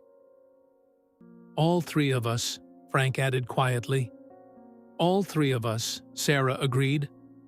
Outside, the snow continued to fall, blanketing the farm in peaceful white silence.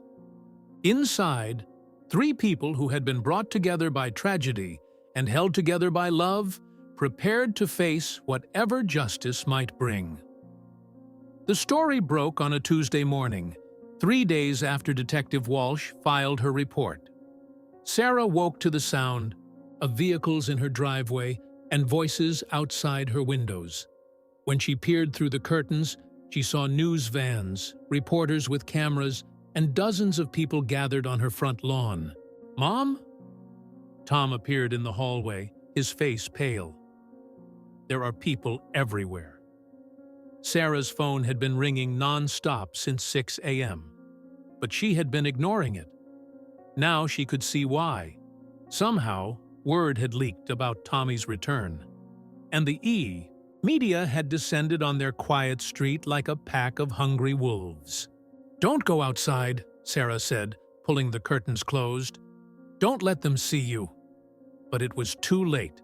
The doorbell began ringing insistently, followed by loud knocking. Through the door, Sarah could hear voices calling out questions. "Mrs. Mitchell, how does it feel to have your son back?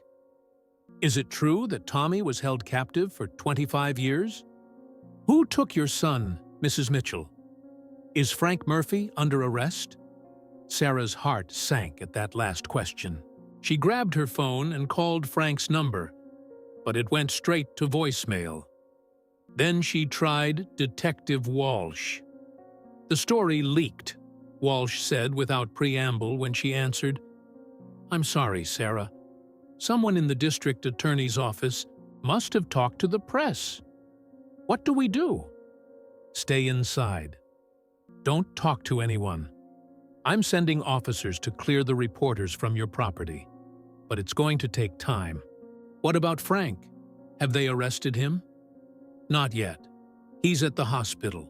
He had another episode this morning when the reporters showed up at his farm. His doctor is keeping him for observation." Sarah closed her eyes. The stress of the situation was literally killing Frank, and now their private reunion was being turned into a public spectacle. "Detective, we need help. We can't live like this." "I know. I'm working on it. Just stay inside and don't let anyone take any pictures of Tom if you can help it." But even as Walsh spoke, Sarah could see camera lenses pressed against her windows, photographers trying to get shots of the inside of her house. The siege continued for 3 days. Sarah and Tom were prisoners in their own home, unable to leave without being mobbed by reporters. The story had gone national. Boy missing 25 years found alive. And every major news outlet wanted an exclusive interview. On Thursday evening, Detective Walsh arrived with 2 uniformed officers who helped clear a path to her front door. "This can't continue," Sarah said as soon as Walsh was inside. "Tom hasn't been able to leave the house. I can't go to work. Frank is in the hospital with stress-induced cardiac episodes. I know, and I have a proposal that might help." Tom appeared from the kitchen, where he had been hiding since the reporters arrived. "What kind of proposal?" "A controlled interview. 1 major network, 1 interview, where you tell your story on your own terms. After that, most of the media interest will die down because the story will have been told." "I don't want to be on television," Tom said immediately. "I understand that. But Tom, right now, you're a mystery, and mysteries drive media attention. If people see you, hear your story directly from you, you become a real person instead of a sensational headline." Sarah looked at her son, seeing the fear and reluctance in his eyes. 25 years of hiding didn't just disappear overnight. "What about Frank?" she asked. "Frank's situation is more complicated. The district attorney is still deciding whether to file charges. A sympathetic interview might help his case, but it's risky." "What kind of charges is he facing?" "Kidnapping, custodial interference, possibly obstruction of justice for interfering with the FBI investigation. Even though he was trying to save Tommy's life, the law doesn't always account for good intentions, Mrs. Mitchell, but public opinion can influence prosecutorial decisions." Tom sat down heavily on the couch. "So we go on television and hope that people understand why Frank did what he did? It's one option. The other option is to wait it out, stay hidden, and hope the media loses interest eventually. How long would that take? Weeks, maybe months, and there's no guarantee it would work." This story has all the elements that keep media attention. Alive, a missing child, a decades-long mystery, questions about who the real villain is. Sarah looked out the window at the reporters still gathered on her lawn despite the police presence. "Tom, what do you want to do?" Tom was quiet for several minutes, staring at his hands. "I've been hiding for 25 years, he said finally. "Maybe it's time to stop hiding." "You're sure?" "No, I'm not sure about anything. But I'm sure. Don't want to live like this, trapped in the house, afraid to show my face. And I'm sure I don't want Frank to go to prison for saving my life." Walsh nodded. "I can arrange an interview with someone I trust. Someone who will treat your story fairly. But once you do this, there's no going back. Your life is going to change completely." "My life already changed completely," Tom said. 3 weeks ago, when I decided to reach out to my mother. This is just the next step." Sarah reached over and took her son's hand. "Whatever you decide, I'll support you. I want to do it. But I want Frank to be part of it, if he's well enough. This isn't just my story. It's his story too. People need to understand that he's not a monster." "I'll talk to Frank's doctors," Walsh said. "If he's stable enough, we can arrange for him to participate." That night, as Sarah and Tom prepared for bed, they could still hear the murmur of voices outside their house. The reporters had set up a semi-permanent camp on their street, waiting for any glimpse of the man who had returned from the dead. "Are you scared?" Sarah asked her son as they stood at the top of the stairs. "Terrified," Tom admitted.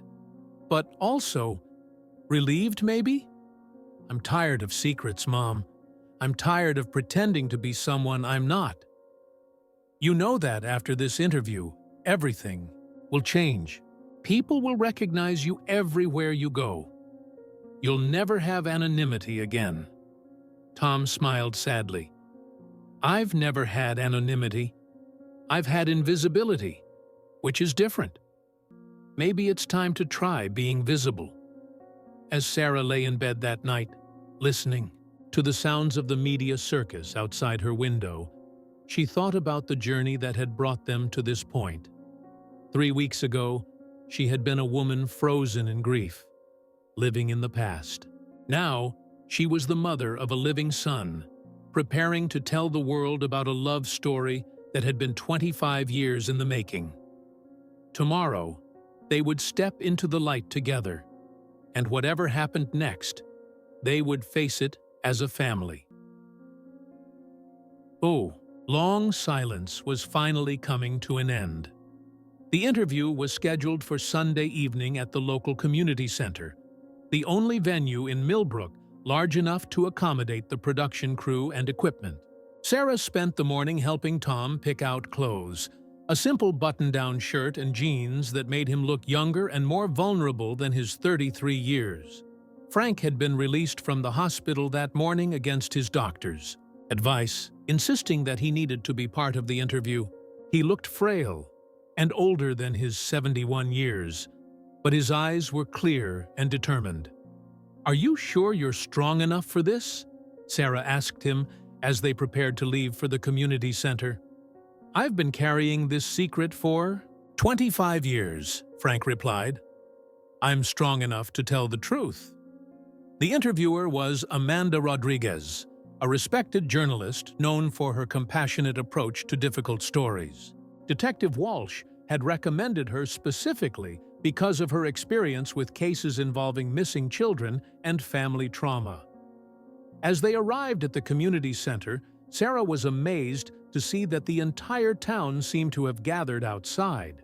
There were people she had known her entire life, neighbors and former co-workers, all staring with curiosity and sympathy as she walked between Tom and Frank toward the building. "Mrs. Mitchell," called out Martha Henderson from the thrift store, "we're all praying for you." "Sarah, honey, we're so happy for you." This from Janet Williams, her former supervisor at the elementary school. The support was overwhelming and unexpected. Sarah had been so focused on the media circus that she had forgotten how much her community had rallied around her when Tommy first disappeared. Now they were rallying around her again, but this time for a reunion instead of a tragedy. Inside the community center, the production crew had set up a simple interview area with 3 chairs arranged in a semicircle. The lighting was warm and soft, designed to make the subjects look comfortable rather than intimidating. Amanda Rodriguez was a petite woman in her 40s, with kind eyes and a gentle demeanor. She spent several minutes talking with Tom privately before the cameras started rolling, helping him feel more at ease. "Remember," she told him, "you can stop anytime you need to. This is your story, and you control how much you want to share." When the interview began, Sarah was struck by how naturally Tom spoke, despite his nervousness. 25 years of hiding hadn't damaged his ability to communicate. If anything, it had made him more thoughtful and articulate than many people his age. "Tom, let's start with that Halloween night in 1998, Rodriguez said. "What do you remember about the moment your life changed?" Tom took a deep breath. "I remember being excited about trick-or-treating. I had this ghost costume that my mom had helped me put together, and I felt like I was going to be the scariest ghost in the neighborhood. And then Frank approached you. Frank told me that my father wanted to see me, that David was waiting at his farm. I trusted Frank because I knew him from community events. He seemed like a safe adult, someone my mother would approve of. When did you realize something was wrong?" "Not right away.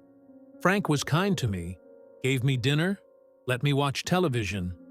But when I asked to call my mother, he kept making excuses. After a few days, I started to understand that I wasn't going home." Rodriguez turned to Frank. "Frank, what was going through your mind during those first few days?" Frank's voice was shaky but clear. "Terror. Pure terror. I had acted on impulse to save this boy's life, but I hadn't thought through what came next. Every day I thought about returning him, but every day I received more evidence about what his father was planning." "Tell us about David Mitchell. What did you know about Tommy's father?" Frank glanced at Sarah before continuing. "David was involved with very dangerous people. Child predators who used each other's children as victims. I had been working with the FBI to gather evidence against this group, and David had specifically targeted Tommy for Halloween night. So you felt you had no choice but to keep Tommy hidden. I told myself it would be temporary, just until the FBI could arrest David and his associates. But the investigation took years, and by the time David was finally imprisoned on other charges, Tommy had been presumed dead for so long that returning him seemed impossible." Rodriguez turned back to Tom. "Tom, how did Frank explain the situation to you as you grew older?" "For the first few years, Frank told me that my parents had died in an accident, and that he was my guardian now. It wasn't until I was 15 that he told me the truth about my father." "How did you react to learning the truth?" Tom's voice became strained. "It was devastating. On one hand, I understood why Frank had taken me. He had saved my life. But on the other hand, I realized that my mother had been grieving for me all those years, thinking I was dead." "Did you ever try to contact your mother?" "Many times. I wrote letters that I never sent. I drove past our old house hundreds of times. There were nights when I walked to the end of Frank's driveway with the intention of walking into town and revealing myself. But you never did. Frank convinced me that it was still too dangerous. Some of my father's associates were still alive, still free. If I revealed myself, They might come after both my mother and me. Rodriguez turned to Sarah. Sarah, what was it like to find that note in Tommy's costume after 25 years? Sarah wiped tears from her eyes before answering. It was like being brought back to life. For 25 years, I had been existing in this limbo, between hope and despair. Finding that note, knowing that Tommy was alive, it was the most beautiful and terrifying moment of my life. Were you angry at Frank? Sarah looked at Frank with an expression that was complex and full of contradictions. I was angry, yes. He had stolen 25 years from both of us, but I was also grateful, because without Frank's intervention, I wouldn't have a son to be reunited with. Frank, do you regret what you did? Frank was quiet for a long moment. I regret the pain I caused Sarah. I regret that Tommy had to grow up without his mother, and that Sarah had to live with the uncertainty of not knowing what happened to her child. But I don't regret saving Tommy's life. What would you say to critics who argue that you should have found another way, that you should have trusted the legal system to protect Tommy?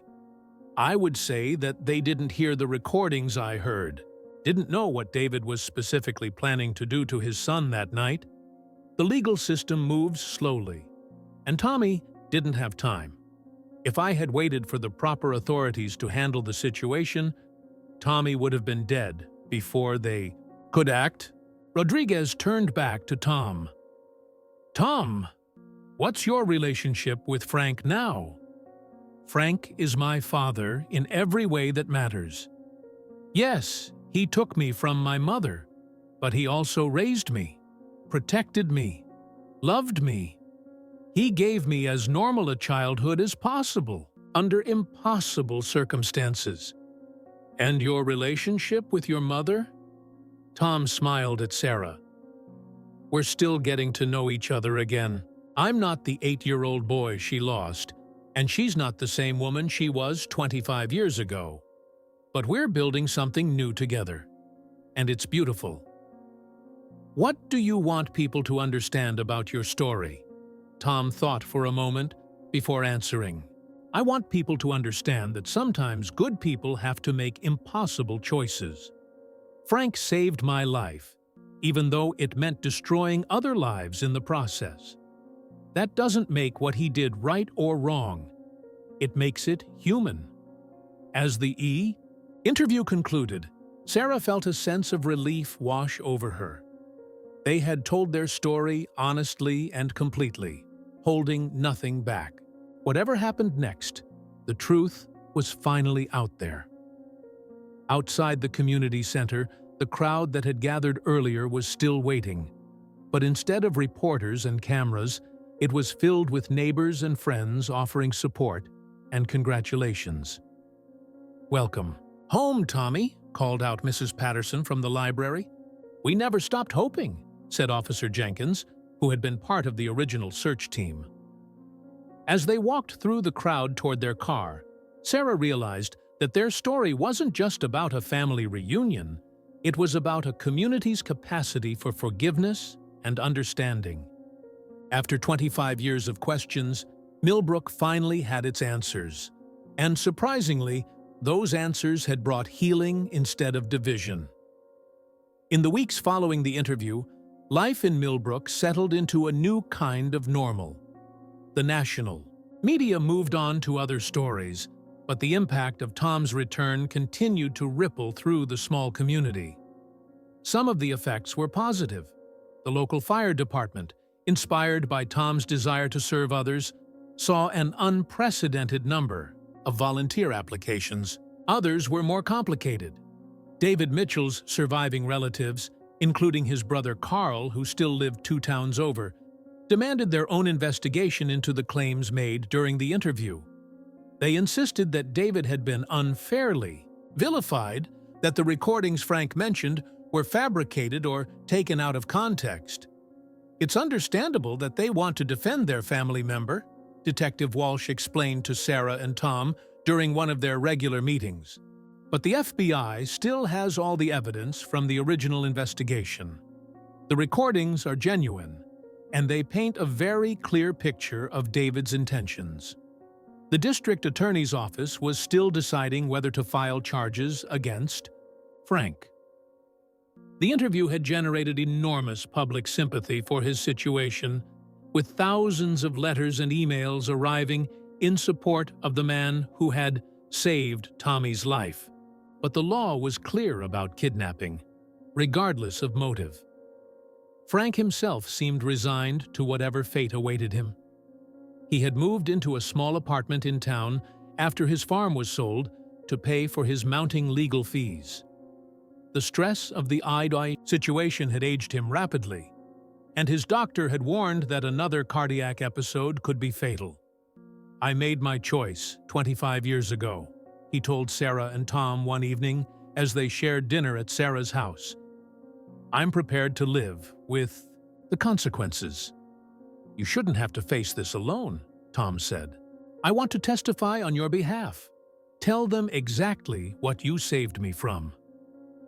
"Son, I appreciate that, but I don't want you to have to relive those details in open court." Tom set down his fork and looked at Frank with determination. "Frank, you've spent 25 years protecting me. Now, it's my turn to protect you." Sarah watched the exchange between the two men who had shaped her son's life in such different ways. Frank had been more than a captor to Tom. He had been a teacher, a protector, a father figure. The bond between them was real and deep, forged by years of shared experience and mutual dependence. "There's something else we need to discuss," Sarah said.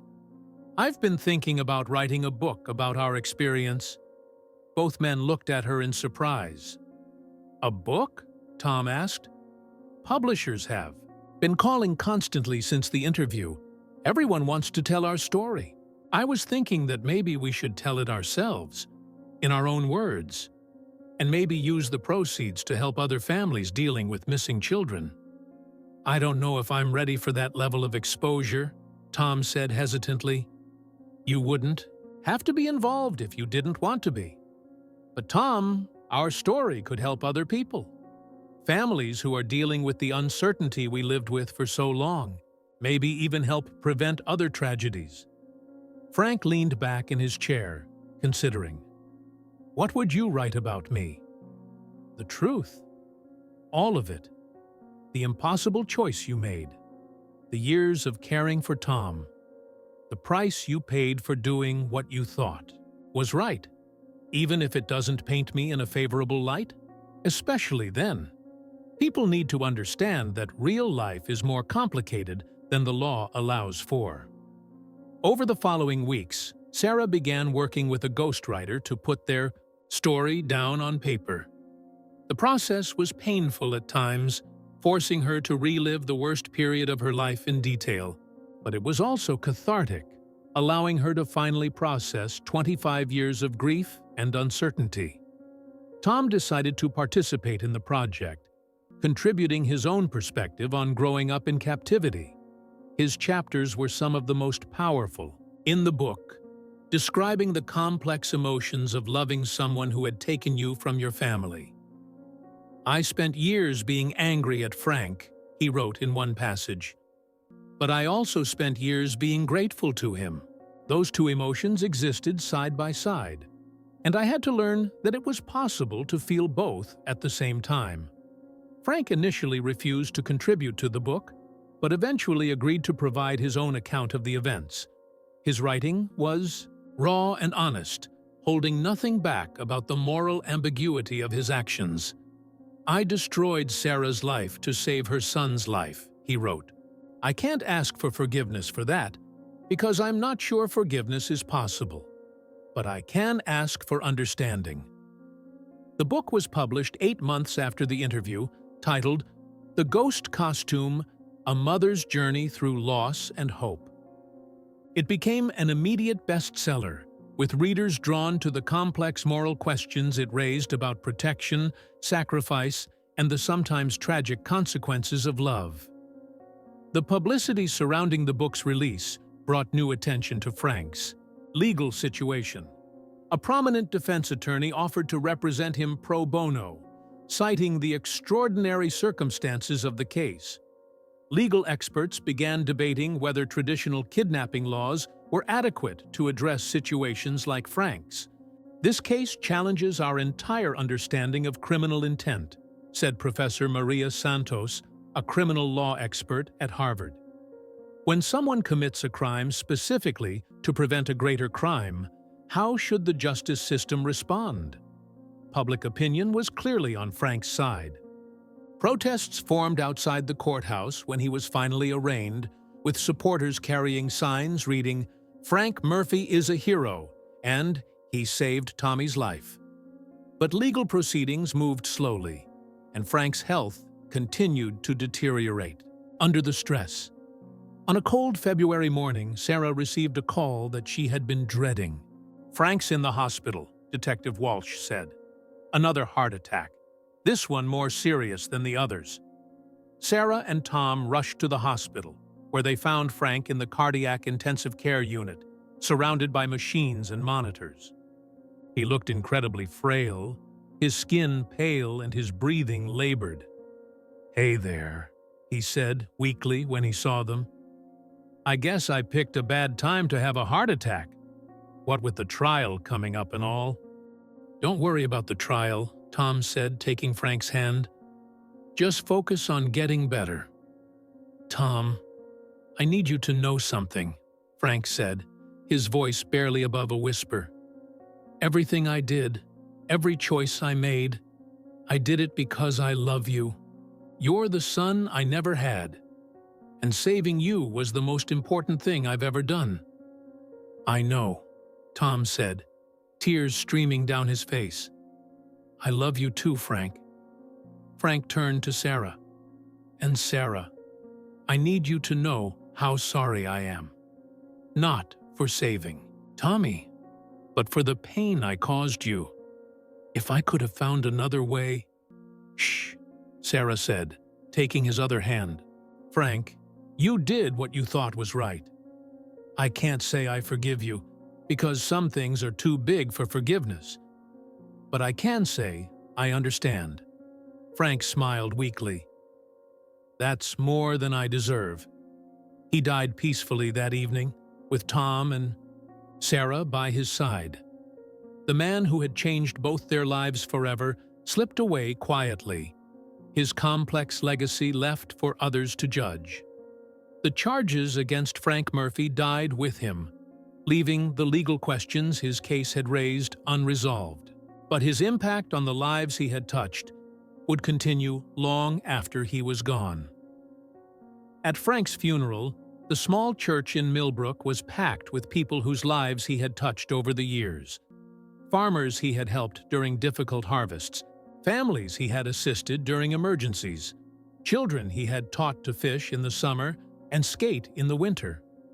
Tom delivered the eulogy, his voice strong and clear as he spoke about the man who had raised him. "Frank Murphy was not a perfect man," he said. "He made choices that hurt people, choices that caused immeasurable pain. But he was also a man who loved deeply and sacrificed greatly for that love.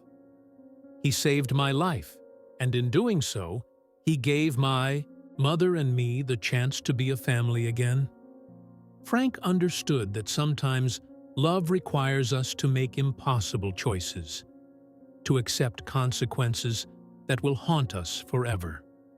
He lived with those consequences every day for 25 years, and he never complained about the burden he carried. Today we say goodbye to a complicated man who lived a complicated life. But we also say goodbye to someone who taught us that love is stronger than law, that protection is more important than protocol, and that sometimes the greatest act of love is accepting the blame for doing what you believe is right.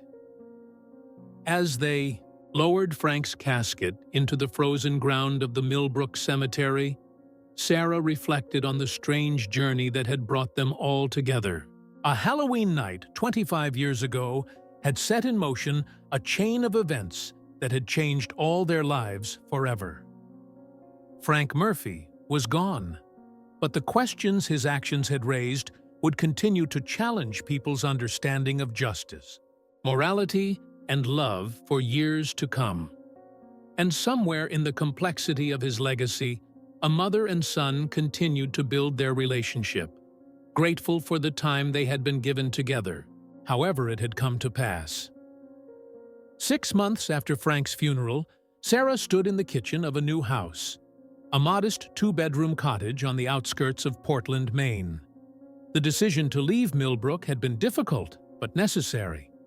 Despite the community's support, both she and Tom had found it impossible to build a normal life in a town where their story was part of local legend. Tom was in the backyard, working on the vegetable garden they had planned together. At 34, he was still adjusting to life in the wider world, but each day brought small victories. He had a job now, working at a nonprofit organization that helped families of missing children, and he was slowly building friendships with people who knew his story but didn't define him by it. The book about their experience had become a phenomenon, leading to speaking engagements and advocacy work that Sarah had never expected. She found herself traveling the country, talking to law enforcement agencies about the complexities of missing person cases and the need for more nuanced approaches to situations like Frank's. The Frank Murphy case, as legal scholars had begun calling it, had indeed sparked changes in how the justice system approached crimes committed to prevent greater crimes. Several states had introduced legislation creating special provisions for protective crimes, acknowledging that traditional legal frameworks weren't always adequate for complex moral situations. Sarah's phone rang as she was preparing lunch. The caller ID showed a number she didn't recognize, but something made her answer it. "Mrs. Mitchell, this is Detective Susan Hayes with the Massachusetts State Police. I'm calling about the Frank Murphy legislation that was mentioned in your book." "Yes? We have a situation here that's very similar to your family's experience. A man who took his neighbor's child to protect her from an abusive situation. The girl is safe and has been well cared for, but we're struggling with how to handle the legal aspects."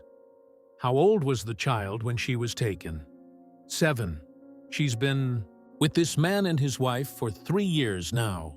The biological father has been arrested on child abuse charges, but the legal guardian situation is complicated. Sarah closed her eyes, thinking about another child who had been saved by someone willing to risk everything. "Detective, I'd be happy to talk with your department about our experience, and I know some lawyers who specialize in these kinds of cases now. That would be incredibly helpful. This little girl is thriving in her current situation, but the man who saved her is facing serious charges. Your case has given us hope that there might be a better way to handle this." After hanging up, Sarah walked outside to where Tom was working, in the garden. He looked up as she approached, dirt smudged on his face and a peaceful expression in his eyes. "Another case?" he asked, having overheard part of the conversation. "A 7-year-old girl in Massachusetts. Similar situation to yours." Tom straightened up, considering. "Are you going to help?" "I think so. If we can prevent another family from going through what we went through, or help them navigate it better, then maybe some good can come from our experience." "Frank would like that," Tom said quietly, knowing that his story was helping other children. They worked together in comfortable silence for a while, planting tomatoes and peppers in the rich Maine soil. It struck Sarah how normal this was.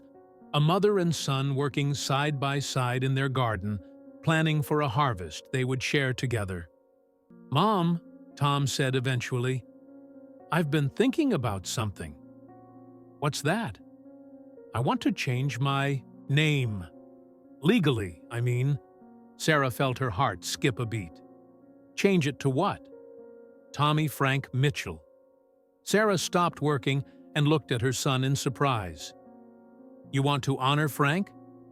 "He was my father for 25 years, Mom.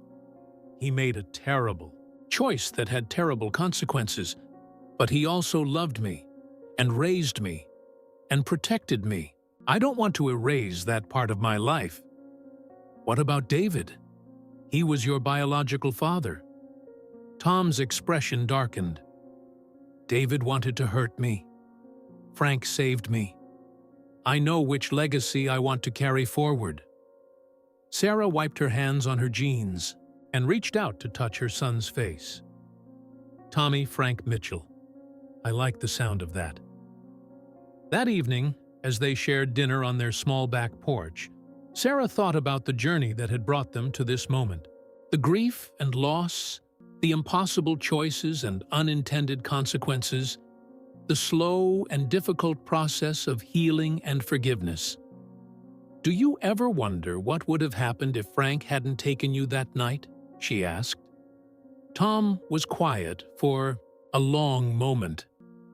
"Sometimes, but I try not to think about it too much. What happened, happened.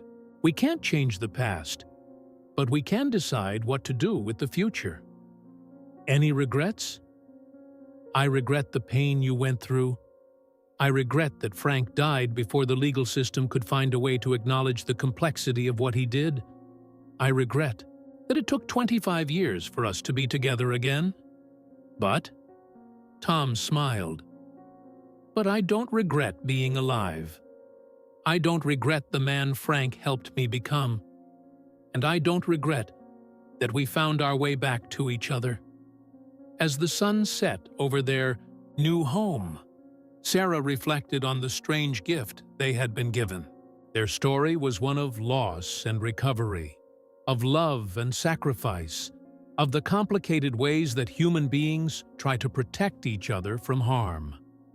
Frank Murphy had made an impossible choice on a Halloween night 25 years ago, and that choice had rippled through time to bring them to this moment. A mother and son sharing dinner in their garden, planning for tomorrow while honoring their complex past. It wasn't the ending Sarah had imagined when she was a young mother with an 8-year-old son who loved ghost costumes and Halloween candy, but it was their ending, earned through years of pain and hope, and the gradual recognition that love sometimes requires us to forgive the unforgivable. Outside, the first stars appeared in the darkening sky, and somewhere in the distance, children's laughter drifted on the evening air. Halloween was still months away, but when it came this year, it would bring joy instead of sorrow. The ghost had finally come home. 1 year later, Sarah found herself sitting in a courthouse in Boston, watching as another family faced the same legal and moral complexities that had defined her own life. The case of Marcus Webb, not the child predator who had terrorized Maine in the 1990s, but a different Marcus Webb who had taken his 7-year-old neighbor to protect her from an abusive father, had become a test case for the new protective crimes legislation. Tom sat beside her in the gallery, along with Detective Walsh and 3 other families whose situations had parallels to their own. The Frank Murphy legislation, as it had come to be known, was being challenged by prosecutors who argued that it created dangerous precedents for vigilante justice. The little girl at the center of the case, Emma Rodriguez, whose last name was a coincidence that still made Sarah smile when she thought of the journalist who had first told their story, was now 10 years old and thriving in the care of Marcus Webb and his wife Jennifer. Her biological father was serving a 15-year sentence for child abuse, but the legal status of Emma's placement remained unresolved. This case will determine whether the Frank Murphy legislation survives. The defense attorney, Patricia Chen, had explained to Sarah and Tom before the hearing began. If we win here, it establishes precedent for other states to adopt similar laws. If we lose, it could set back the cause of protective crimes legislation for decades. Sarah watched Emma's foster parents. She couldn't help but think of them that way, even though the legal terminology was more complex, and saw echoes of the anxiety she and Tom had lived with for months while Frank's case was pending. Marcus Webb looked exhausted, aged beyond his 45 years by the stress of legal proceedings. His wife Jennifer held his hand tightly, her face a mask of controlled worry. The prosecutor, District Attorney Michael Thompson, was making his opening argument. Ladies and gentlemen of the jury, this case is fundamentally about the rule of law. Mr. Webb may have had good intentions, but good intentions don't justify kidnapping a child from her legal guardian. The child was being abused, Patricia Chen countered when her turn came. Mr. Webb witnessed this abuse repeatedly and called Child Protective Services multiple times. When the system failed to protect Emma Rodriguez, Mr. Webb made the same choice any loving parent would make. He removed her from immediate danger and kept her for 3 years without any legal authority to do so. Yes, because during those 3 years, he was working with authorities to build a case against the abusive father. Emma was safe, loved, and cared for. She attended school, received medical care, and was given the stable home environment she had never had before. Sarah listened to the familiar arguments, remembering her own ambivalent feelings about Frank's actions. The law was clear and absolute, but human situations were messy and complicated. The key witness was Emma herself. At 10, she was old enough to testify about her experiences, though the judge had ordered special accommodations to protect her from trauma. She would testify via closed-circuit television from a separate room, with only a victim's advocate present. When Emma's image appeared on the courtroom monitors, Sarah was struck by how normal and healthy she looked. She was a pretty child with dark hair and serious brown eyes, wearing a simple blue dress that Jennifer Webb had probably helped her pick out that morning. "Emma," Patricia Chen began gently, "can you tell us about your life before you went to live with Mr. and Mrs. Webb?" "It was scary," Emma said in a clear, strong voice. "My daddy used to hurt me when he was drunk. He would hit me and say bad things to me." "Did you tell anyone about this?" "I told my teacher, and she called some people. But they didn't do anything. The people came to our house and talked to my daddy. But after they left, he hurt me more because he said I was a tattletale." "What happened the night you went to live with Mr. Webb?" "My daddy was really mad, and he was hitting me with his belt.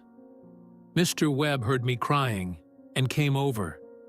He told my daddy to stop, but my daddy tried to hit him too. So, Mr. Webb picked me up and took me to his house." "Were you scared of Mr. Webb?" "No, he was always nice to me. He and Mrs. Webb gave me my own room and helped me with my homework. They never hit me or yelled at me." "Emma, in the 3 years you've lived with Mr. and Mrs. Webb, have they ever hurt you or made you feel unsafe?" "No, never. They love me. They're my real mom and dad now." The prosecutor's cross-examination was gentle but probing. "Emma, do you understand that Mr. Webb took you away from your father without permission from a judge or the police?" Emma considered this carefully. "I understand that he saved me. If he hadn't taken me that night, I think my daddy might have killed me. But don't you think the proper authorities should have been contacted first?" "The proper authorities didn't help me before. Mr. Webb did." Sarah found herself wiping away tears as she listened to Emma's testimony. The child's matter-of-fact recounting of her abuse and rescue was heartbreaking, but her obvious love for her foster parents was clear in every word she spoke. The next witness was Dr. Rachel Martinez, a child psychologist who had been treating Emma since she was placed with the Webbs. her testimony was crucial to establishing Emma's current mental state and the quality of care she had received. "In my professional opinion," Dr. Martinez testified, "Emma has thrived in the Webb household. When I first began treating her 3 years ago, she exhibited classic symptoms of severe child abuse: nightmares, aggressive behavior, difficulty trusting adults. Today, she's a well-adjusted child who feels safe and loved." What would be the psychological impact on Emma if she were removed from the Webb home now? Patricia Chen asked. "It would be devastating. The Webbs are the only stable, loving family Emma has ever known. Removing her now would constitute a second trauma, potentially undoing all the healing that has taken place over the past 3 years. The prosecutor tried to argue that proper legal channels could have achieved the same result without the trauma of an illegal removal. But Dr. Martinez was firm in her professional assessment. "The child protection system is overwhelmed and underfunded," she testified.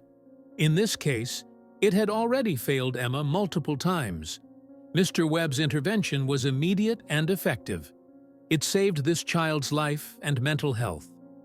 The trial continued for 3 more days, with expert witnesses debating the legal and ethical implications of protective crimes.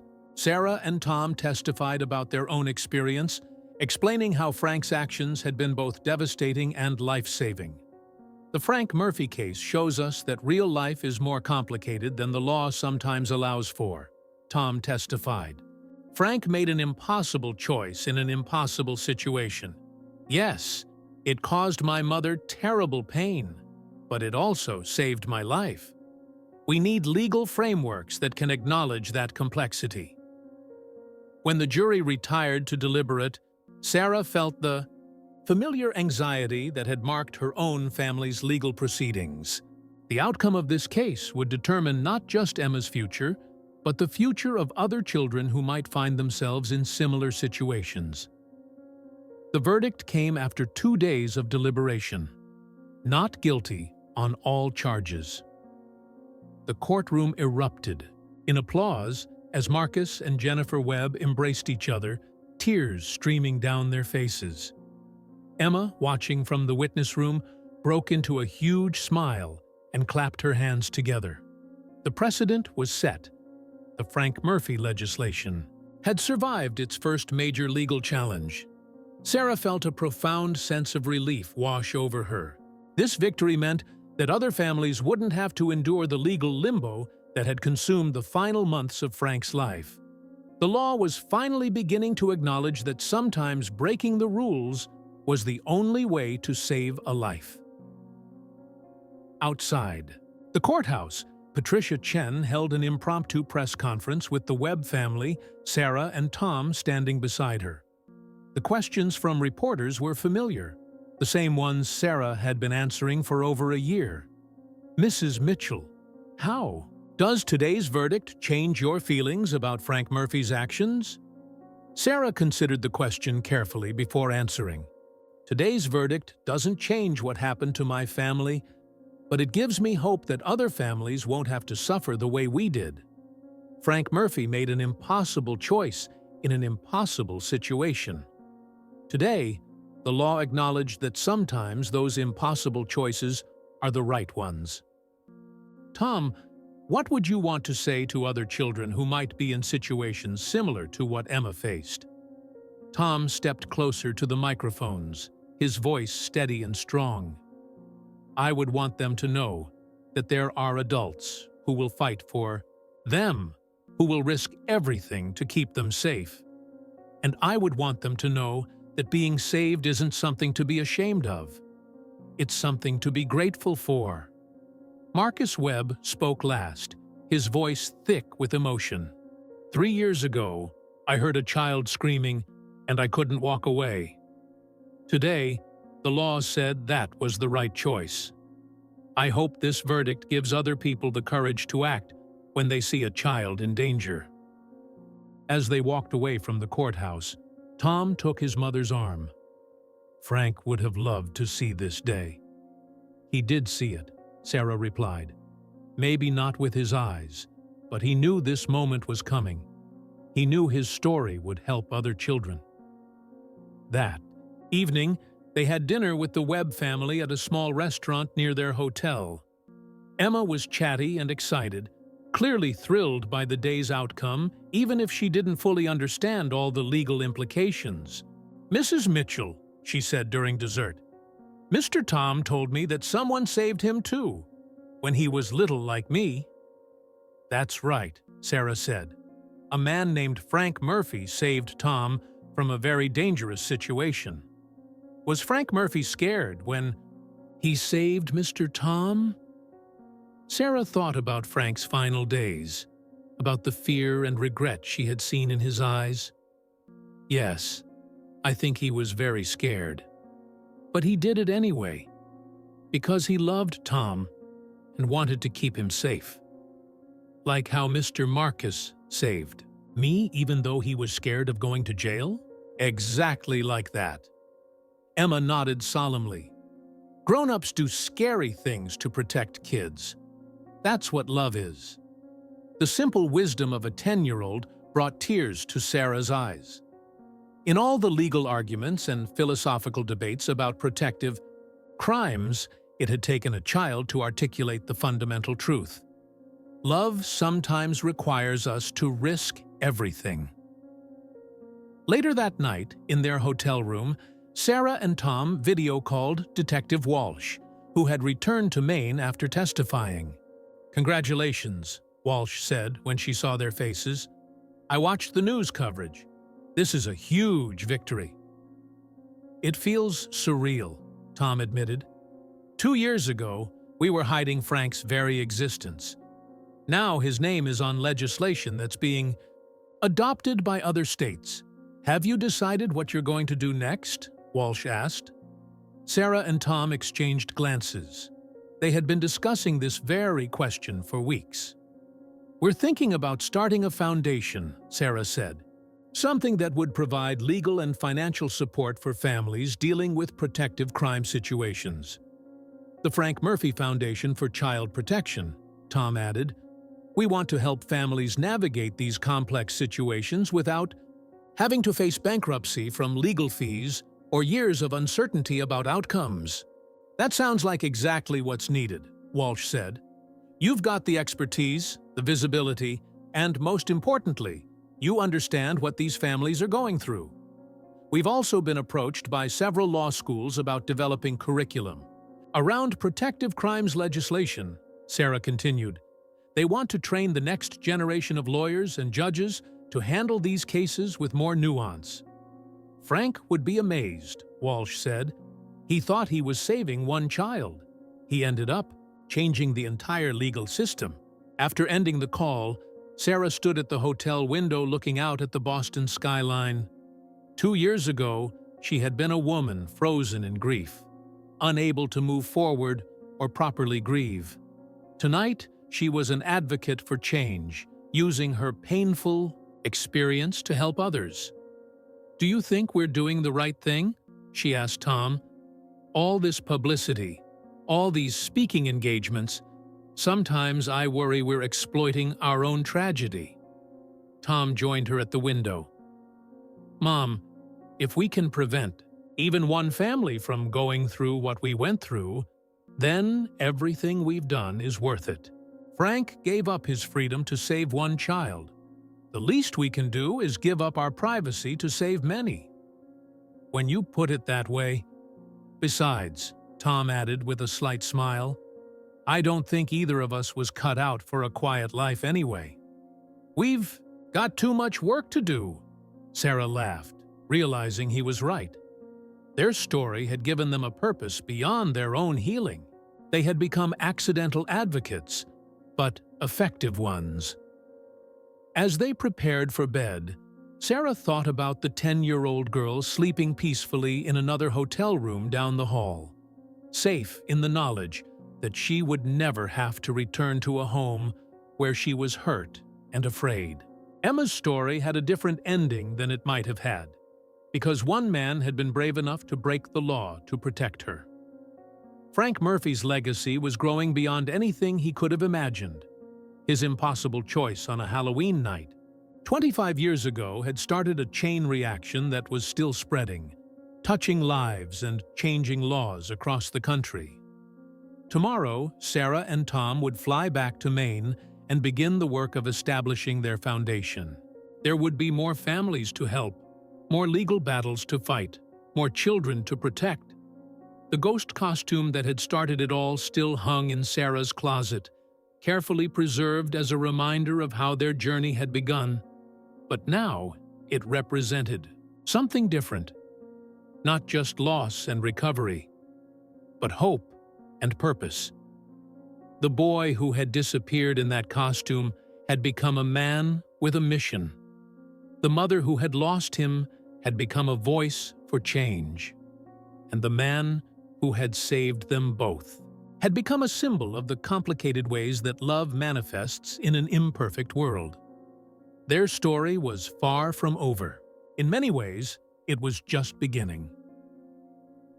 6 months after the Webb trial, Sarah stood in the newly renovated offices of the Frank Murphy Foundation for Child Protection, located in a converted Victorian house in downtown Portland.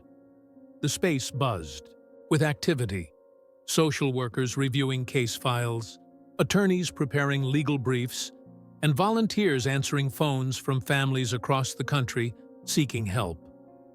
Tom emerged from his office carrying a stack of applications, his face showing the focused intensity that had become characteristic of his work. As the Foundation's executive director, he had thrown himself into the mission with the same determination that had carried him through 25 years of enforced isolation. "We've got 17 new cases this week," he told Sarah as she joined him in the main conference room. 3 in Texas, 2 in Florida, and 12 scattered across New England. 17 families, Sarah corrected gently. 17 children who need someone to fight for them. It was a distinction Tom had learned to make over the past months. Each case file represented real people in crisis, not just legal problems to be solved. The Foundation had already successfully intervened in 43 situations, providing legal representation, emergency placement services, and long-term support for families navigating the complex intersection of child protection and criminal law. Their latest case had arrived that morning. A grandmother in Texas who had taken her 6-year-old grandson from his drug-addicted parents after witnessing severe neglect. Child Protective Services had been overwhelmed with cases and had failed to act despite multiple reports. Now the grandmother faced kidnapping charges while the child thrived in her care. "This one reminds me of Frank's situation," Tom said, sliding the case file across the table to his mother. "A good person forced to make an impossible choice because the system failed." Sarah reviewed the file, noting the familiar pattern: repeated calls to authorities, documented evidence of abuse or neglect, and finally a desperate intervention by someone who couldn't stand by and watch a child suffer. The grandmother's name is Ruth Martinez. She's 72 years old and has never had so much as a parking ticket. Her grandson tested positive for methamphetamines when she took him to the hospital after removing him from his parents' home. What's the timeline? She's been caring for him for 8 months. The boy has gained 15 pounds, is attending school regularly, and his teachers report that his behavior has improved dramatically. But the parents have filed charges and want him returned to their custody. Tom shook his head in frustration. How is it possible that anyone could argue a 6-year-old should be returned to parents who were feeding him drugs? Because parental rights are considered sacred under the law, even when parents are destroying their children, Sarah replied.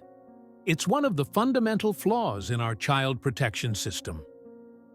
They were interrupted by a knock on the conference room door.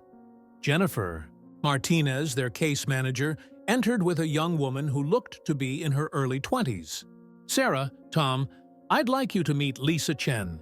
She's applying for our new victim advocacy position. Sarah studied the young woman as they shook hands. There was something familiar about her, a combination of strength and vulnerability that Sarah had learned to recognize in people who had survived childhood trauma. "Tell us about your background, Lisa," Tom said as they all took seats around the conference table. "I graduated from Boston University last year with a degree in social work, but my real qualification for this job is personal experience. When I was 7 years old, my mother's boyfriend took me from our home to protect me from my abusive stepfather." Sarah felt her heart skip a beat. Another protective crime story. Another child saved by someone willing to risk everything. "My mother's boyfriend, James, had witnessed my stepfather beating me multiple times. He called Child Protective Services, but they said they needed more evidence. The night James took me, my stepfather had broken 2 of my ribs. How long were you with James?" 4 years. He and his wife raised me as their own daughter while working with authorities to build a case against my stepfather. When I was 11, my stepfather was finally arrested and my mother regained custody, but I chose to stay with James and his wife. "And you want to work here because—" Lisa's eyes filled with tears, but her voice remained steady. "Because I know what it feels like to be a child whose life was saved by someone who broke the law. And I know what it feels like to watch that person face criminal charges for saving your life." Tom leaned forward, clearly moved by her story. "What happened to James?" "He served 2 years in prison. The judge said he understood why James had acted, but that the law had to be upheld. James lost his job, his savings, everything. But he never regretted what he did, and neither did I." "When did this happen?" "I was taken in 2010, before any of the protective crimes legislation existed. James didn't have the legal protections that exist now because of your story." Sarah felt the weight of responsibility that had become familiar over the past year.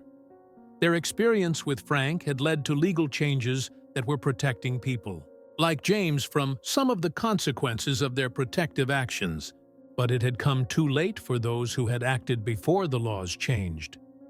"Lisa," Sarah said carefully, "working here means reliving these experiences constantly. Every case we take on involves a child in crisis and an adult facing criminal charges for trying to help. Are you prepared for that emotional burden?" "Mrs. Mitchell, I've been carrying the burden of being saved for 15 years. Working here would finally give me a way to use that experience to help other people." After Lisa left, Tom and Sarah discussed her application. She was clearly qualified and deeply committed to the mission, but Sarah worried about the emotional toll the work might take on someone with such personal connections to the issues. "She reminds me of you," Sarah told her son, "the same sense of purpose born from trauma." "Maybe that's exactly what we need," Tom replied. "Someone who understands what these children are going through, what it means to be saved by someone who pays a terrible price for that salvation." They decided to hire Lisa, adding her to a team that now included 12 full-time staff members and over 30 volunteers. The foundation had grown beyond anything Sarah had imagined when they first conceived of it, but the need seemed to grow even faster than their capacity to meet it. That afternoon, Sarah received a call from Marcus Webb, checking in on the foundation's progress. The Webb family had become close friends over the past year, bonded by their shared experience of navigating the legal system around protective crimes. "How's Emma adjusting to the new school year?" Sarah asked. "She's thriving. Straight A's, lots of friends, and she's joined the soccer team. Sometimes I can hardly believe she's the same terrified little girl we took in 3 years ago. And Jennifer? She's amazing, as always. She's actually thinking about going back to school to become a licensed social worker. She says our experience showed her that the system needs more people who understand what families like ours go through. That's wonderful. We can always use allies in the system.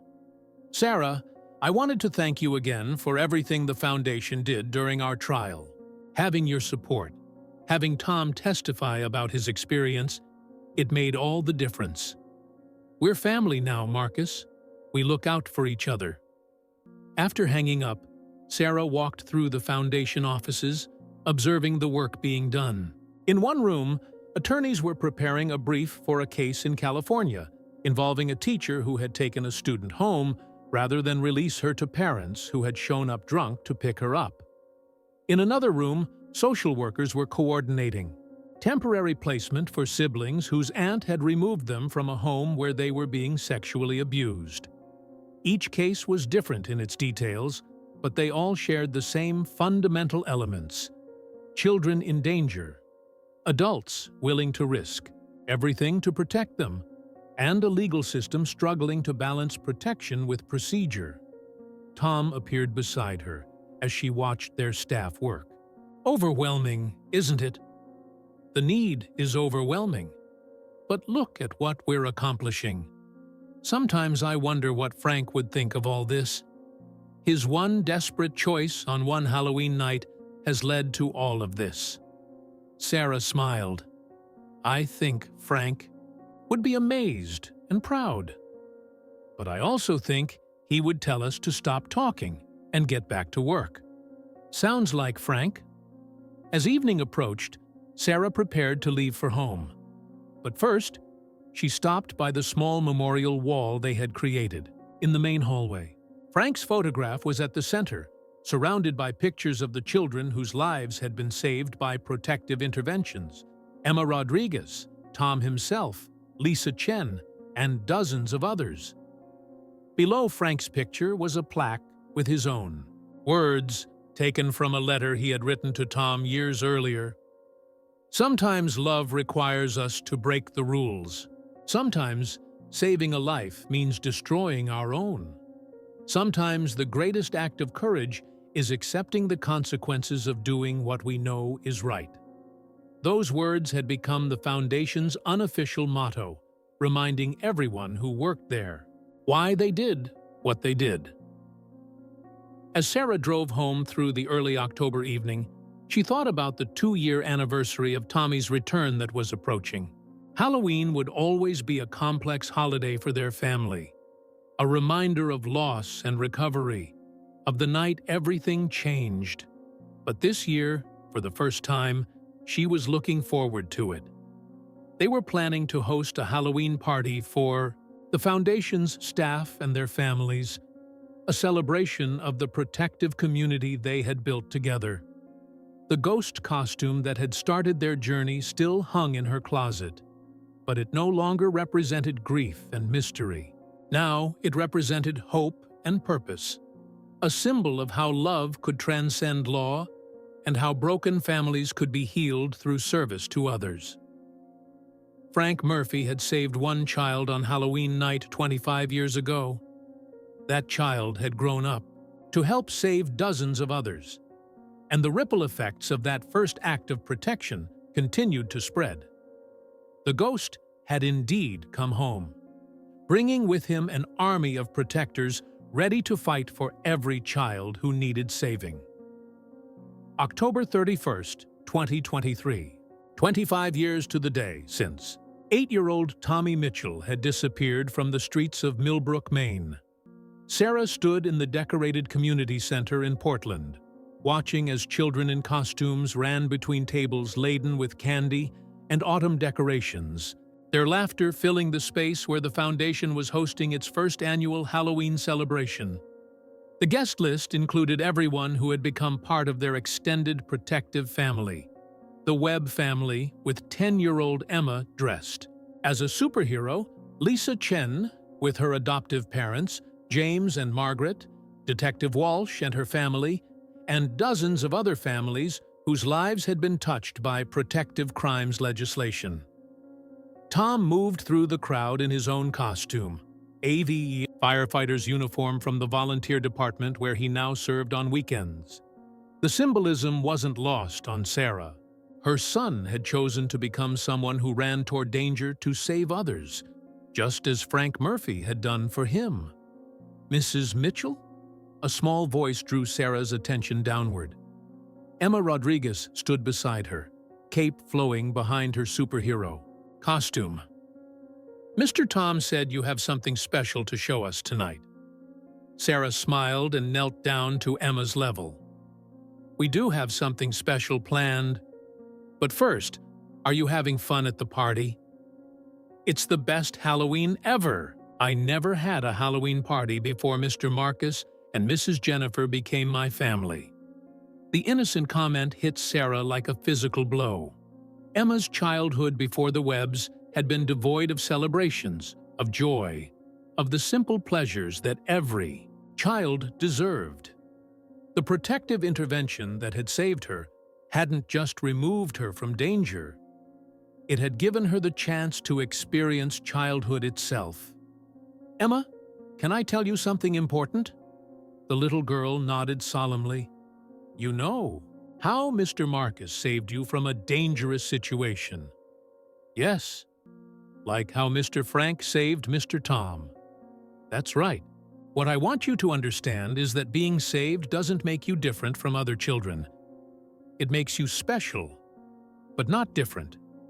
You deserve all the love and celebration and joy that any child deserves. Emma considered this carefully. Mr. Tom told me the same thing. He said that being rescued means we were worthy of rescue. Mr. Tom is very wise. Mrs. Mitchell, do you think there are other children who need to be rescued like me and Mr. Tom were? The question, asked with such innocent directness, encapsulated everything the Foundation was working toward. Yes, Emma, I think there are. That's why we do the work we do, to help find those children and help the adults who are brave enough to save them. When I grow up, I want to help save children too. Sarah felt tears prick her eyes. I think you'll be very good at that, Emma. As the evening continued, Sarah found herself watching the various families that had been brought together by tragedy and protective love. There was something beautiful about seeing these children, Emma, Lisa, Tom, and others, not as victims, but as thrivers, as young people who had been given the chance to become their best selves because someone had been willing to risk everything for them. At 8 o'clock, Tom called for everyone's attention. The room quieted as children and adults gathered around a small stage that had been set up at one end of the community center. 2 years ago, Tom began, my mother found something in a thrift store that changed our lives forever. Tonight, on the 25th anniversary of the night that defined our family's story, we want to share that something with all of you. Sarah joined her son on the stage, carrying a carefully preserved ghost costume in a display case. The white sheet looked fragile and yellowed with age, but the eye holes were still perfectly round, and the small tear near the left armhole was still visible. This is the costume I was wearing the night Frank Murphy saved my life, Tom continued. For 25 years, it represented loss and mystery. Tonight, it represents something different. Sarah stepped forward to speak. This costume represents the moment when one person's courage changed the course of a child's life. It represents the choice to act when action is dangerous, to love when love is costly, to protect when protection requires sacrifice. Tom gestured to the crowd before them. Everyone in this room has been touched by that kind of protective love. Some of you were saved as children. Some of you did the saving. Some of you work every day to make those interventions possible and legal and safe. Tonight, Sarah continued, we're announcing the next phase of the Frank Murphy Foundation's work. We're establishing a national network of emergency safe houses for children who need immediate protection while legal procedures are followed. Announcement was met with applause, but Tom raised his hand for quiet. These safe houses will be staffed by people who understand what these children have been through, because they've been through it themselves. Lisa Chen will be heading up this program. Lisa stepped forward, her face glowing with pride and determination. We're going to create places where children can be safe and loved, while the adults who saved them navigate the legal system. No child should have to choose between safety and legal process, and no adult should have to face the choice Frank Murphy faced, between following the law and saving a life, Sarah added. We're working to create a world where protection and law work together, not against each other. As the applause died down, Tom carefully lifted the ghost costume from its display case. The white sheet seemed to glow under the warm lights of the community center. Frank Murphy made an impossible choice on Halloween night 25 years ago, he said, his voice carrying clearly through the room. He broke the law to save a life. He destroyed a family to protect a child. He lived with the consequences of that choice every day for the rest of his life. Tom looked at his mother, then at Emma, then at the faces of all the families gathered before them. But tonight, looking at this room full of children who are safe and loved, families who have been reunited or newly formed, and adults who have found the courage to act when action was needed, tonight, I can say with certainty that Frank's choice was the right one. Sarah stepped beside her son, her hand resting gently on his shoulder. Frank Murphy saved one child, but that one child has grown up to help save dozens more. The man who thought he was destroying lives actually created them. The man who thought he was breaking families actually helped build them. Emma raised her small hand from the crowd. Mrs. Mitchell, what happens to the costume now? Sarah smiled at the little girl who had become like a daughter to all of them. The costume goes to a museum, Emma. The Maine State Museum wants to display it as part of an exhibit about protective courage and how ordinary people become heroes when children need them. But first, Tom added, pulling something from his pocket, we're going to add one more thing to it. He held up a small patch, the kind that might be sewn onto a uniform or backpack. The patch showed a simple design, a white ghost surrounded by the words Frank Murphy Foundation, protecting children through protective love. Every safe house we establish will display this symbol, Tom explained as he carefully attached the patch to the ghost costume. So children who need protection will know they're in a place where people understand their story. As Tom completed the attachment, Sarah felt a sense of completion wash over her. The ghost costume that had begun as a simple Halloween outfit for an 8-year-old boy had become a symbol of hope for children everywhere. Frank, she whispered, so quietly that only Tom could hear, look what you started. The party continued for another hour, with children playing games and adults sharing stories of protective love and legal victories. But as the evening wound down, Sarah found herself standing alone for a moment, watching Tom help Emma with a craft project, while Marcus and Jennifer Webb chatted with Lisa Chen about the new Safe House program. This was Frank's legacy, not the pain and separation he had caused, but the healing and protection that had grown from his impossible choice. He had saved one child, and that child had grown up to save others. The ripple effects of protective love continued to spread, touching lives in ways Frank could never have imagined. Detective Walsh approached Sarah as she stood in quiet reflection. Quite a night, Walsh said, following Sarah's gaze toward Tom. And Emma. 25 years ago, I thought my story was ending, Sarah replied. I thought my son was gone forever, and my life was over. I never imagined it was actually just beginning. And Frank? Frank thought he was destroying everything good in the world. Instead, he planted the seeds for all of this. Sarah gestured toward the room full of families who had been touched by protective intervention. He would be amazed to see what grew from his one desperate act of love. As the families began to leave, carrying sleepy children and bags of Halloween candy, Tom joined his mother near the display where the ghost costume now rested with its new patch. "Ready to go home, Mom?" Sarah took one last look at the costume that had started their journey back to each other. In the morning, it would go to the museum where thousands of visitors would learn about the complex ways that love manifests in an imperfect world. Children would see it and understand that sometimes adults break rules to protect them. Adults would see it and understand that sometimes protection requires sacrifice. "I'm ready," she said, linking her arm through her son's. As they walked out of the community center together, Sarah reflected on the journey that had brought them to this moment. Halloween night, 1998, had taken away her 8-year-old son.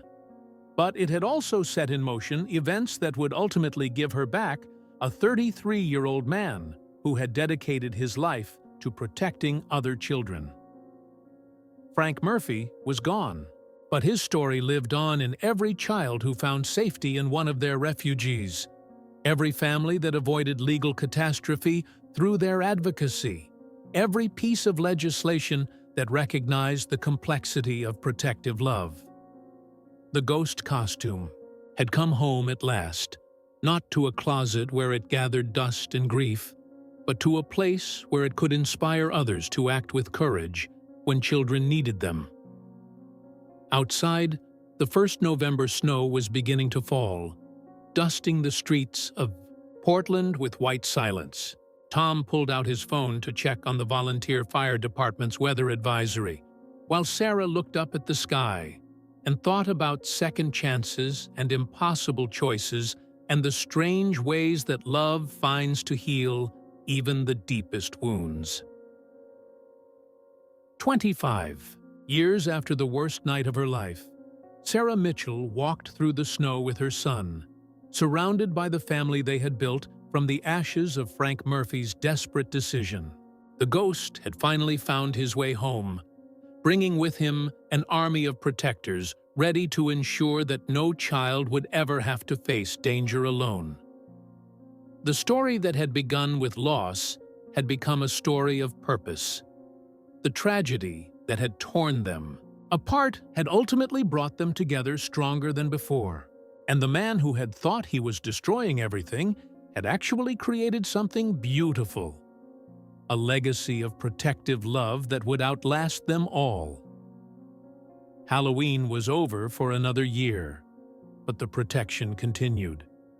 The ghost costume rested peacefully in its new home, and somewhere in the distance, children slept safely in beds where they were wanted and loved and protected. Frank Murphy's impossible choice had finally found its perfect ending.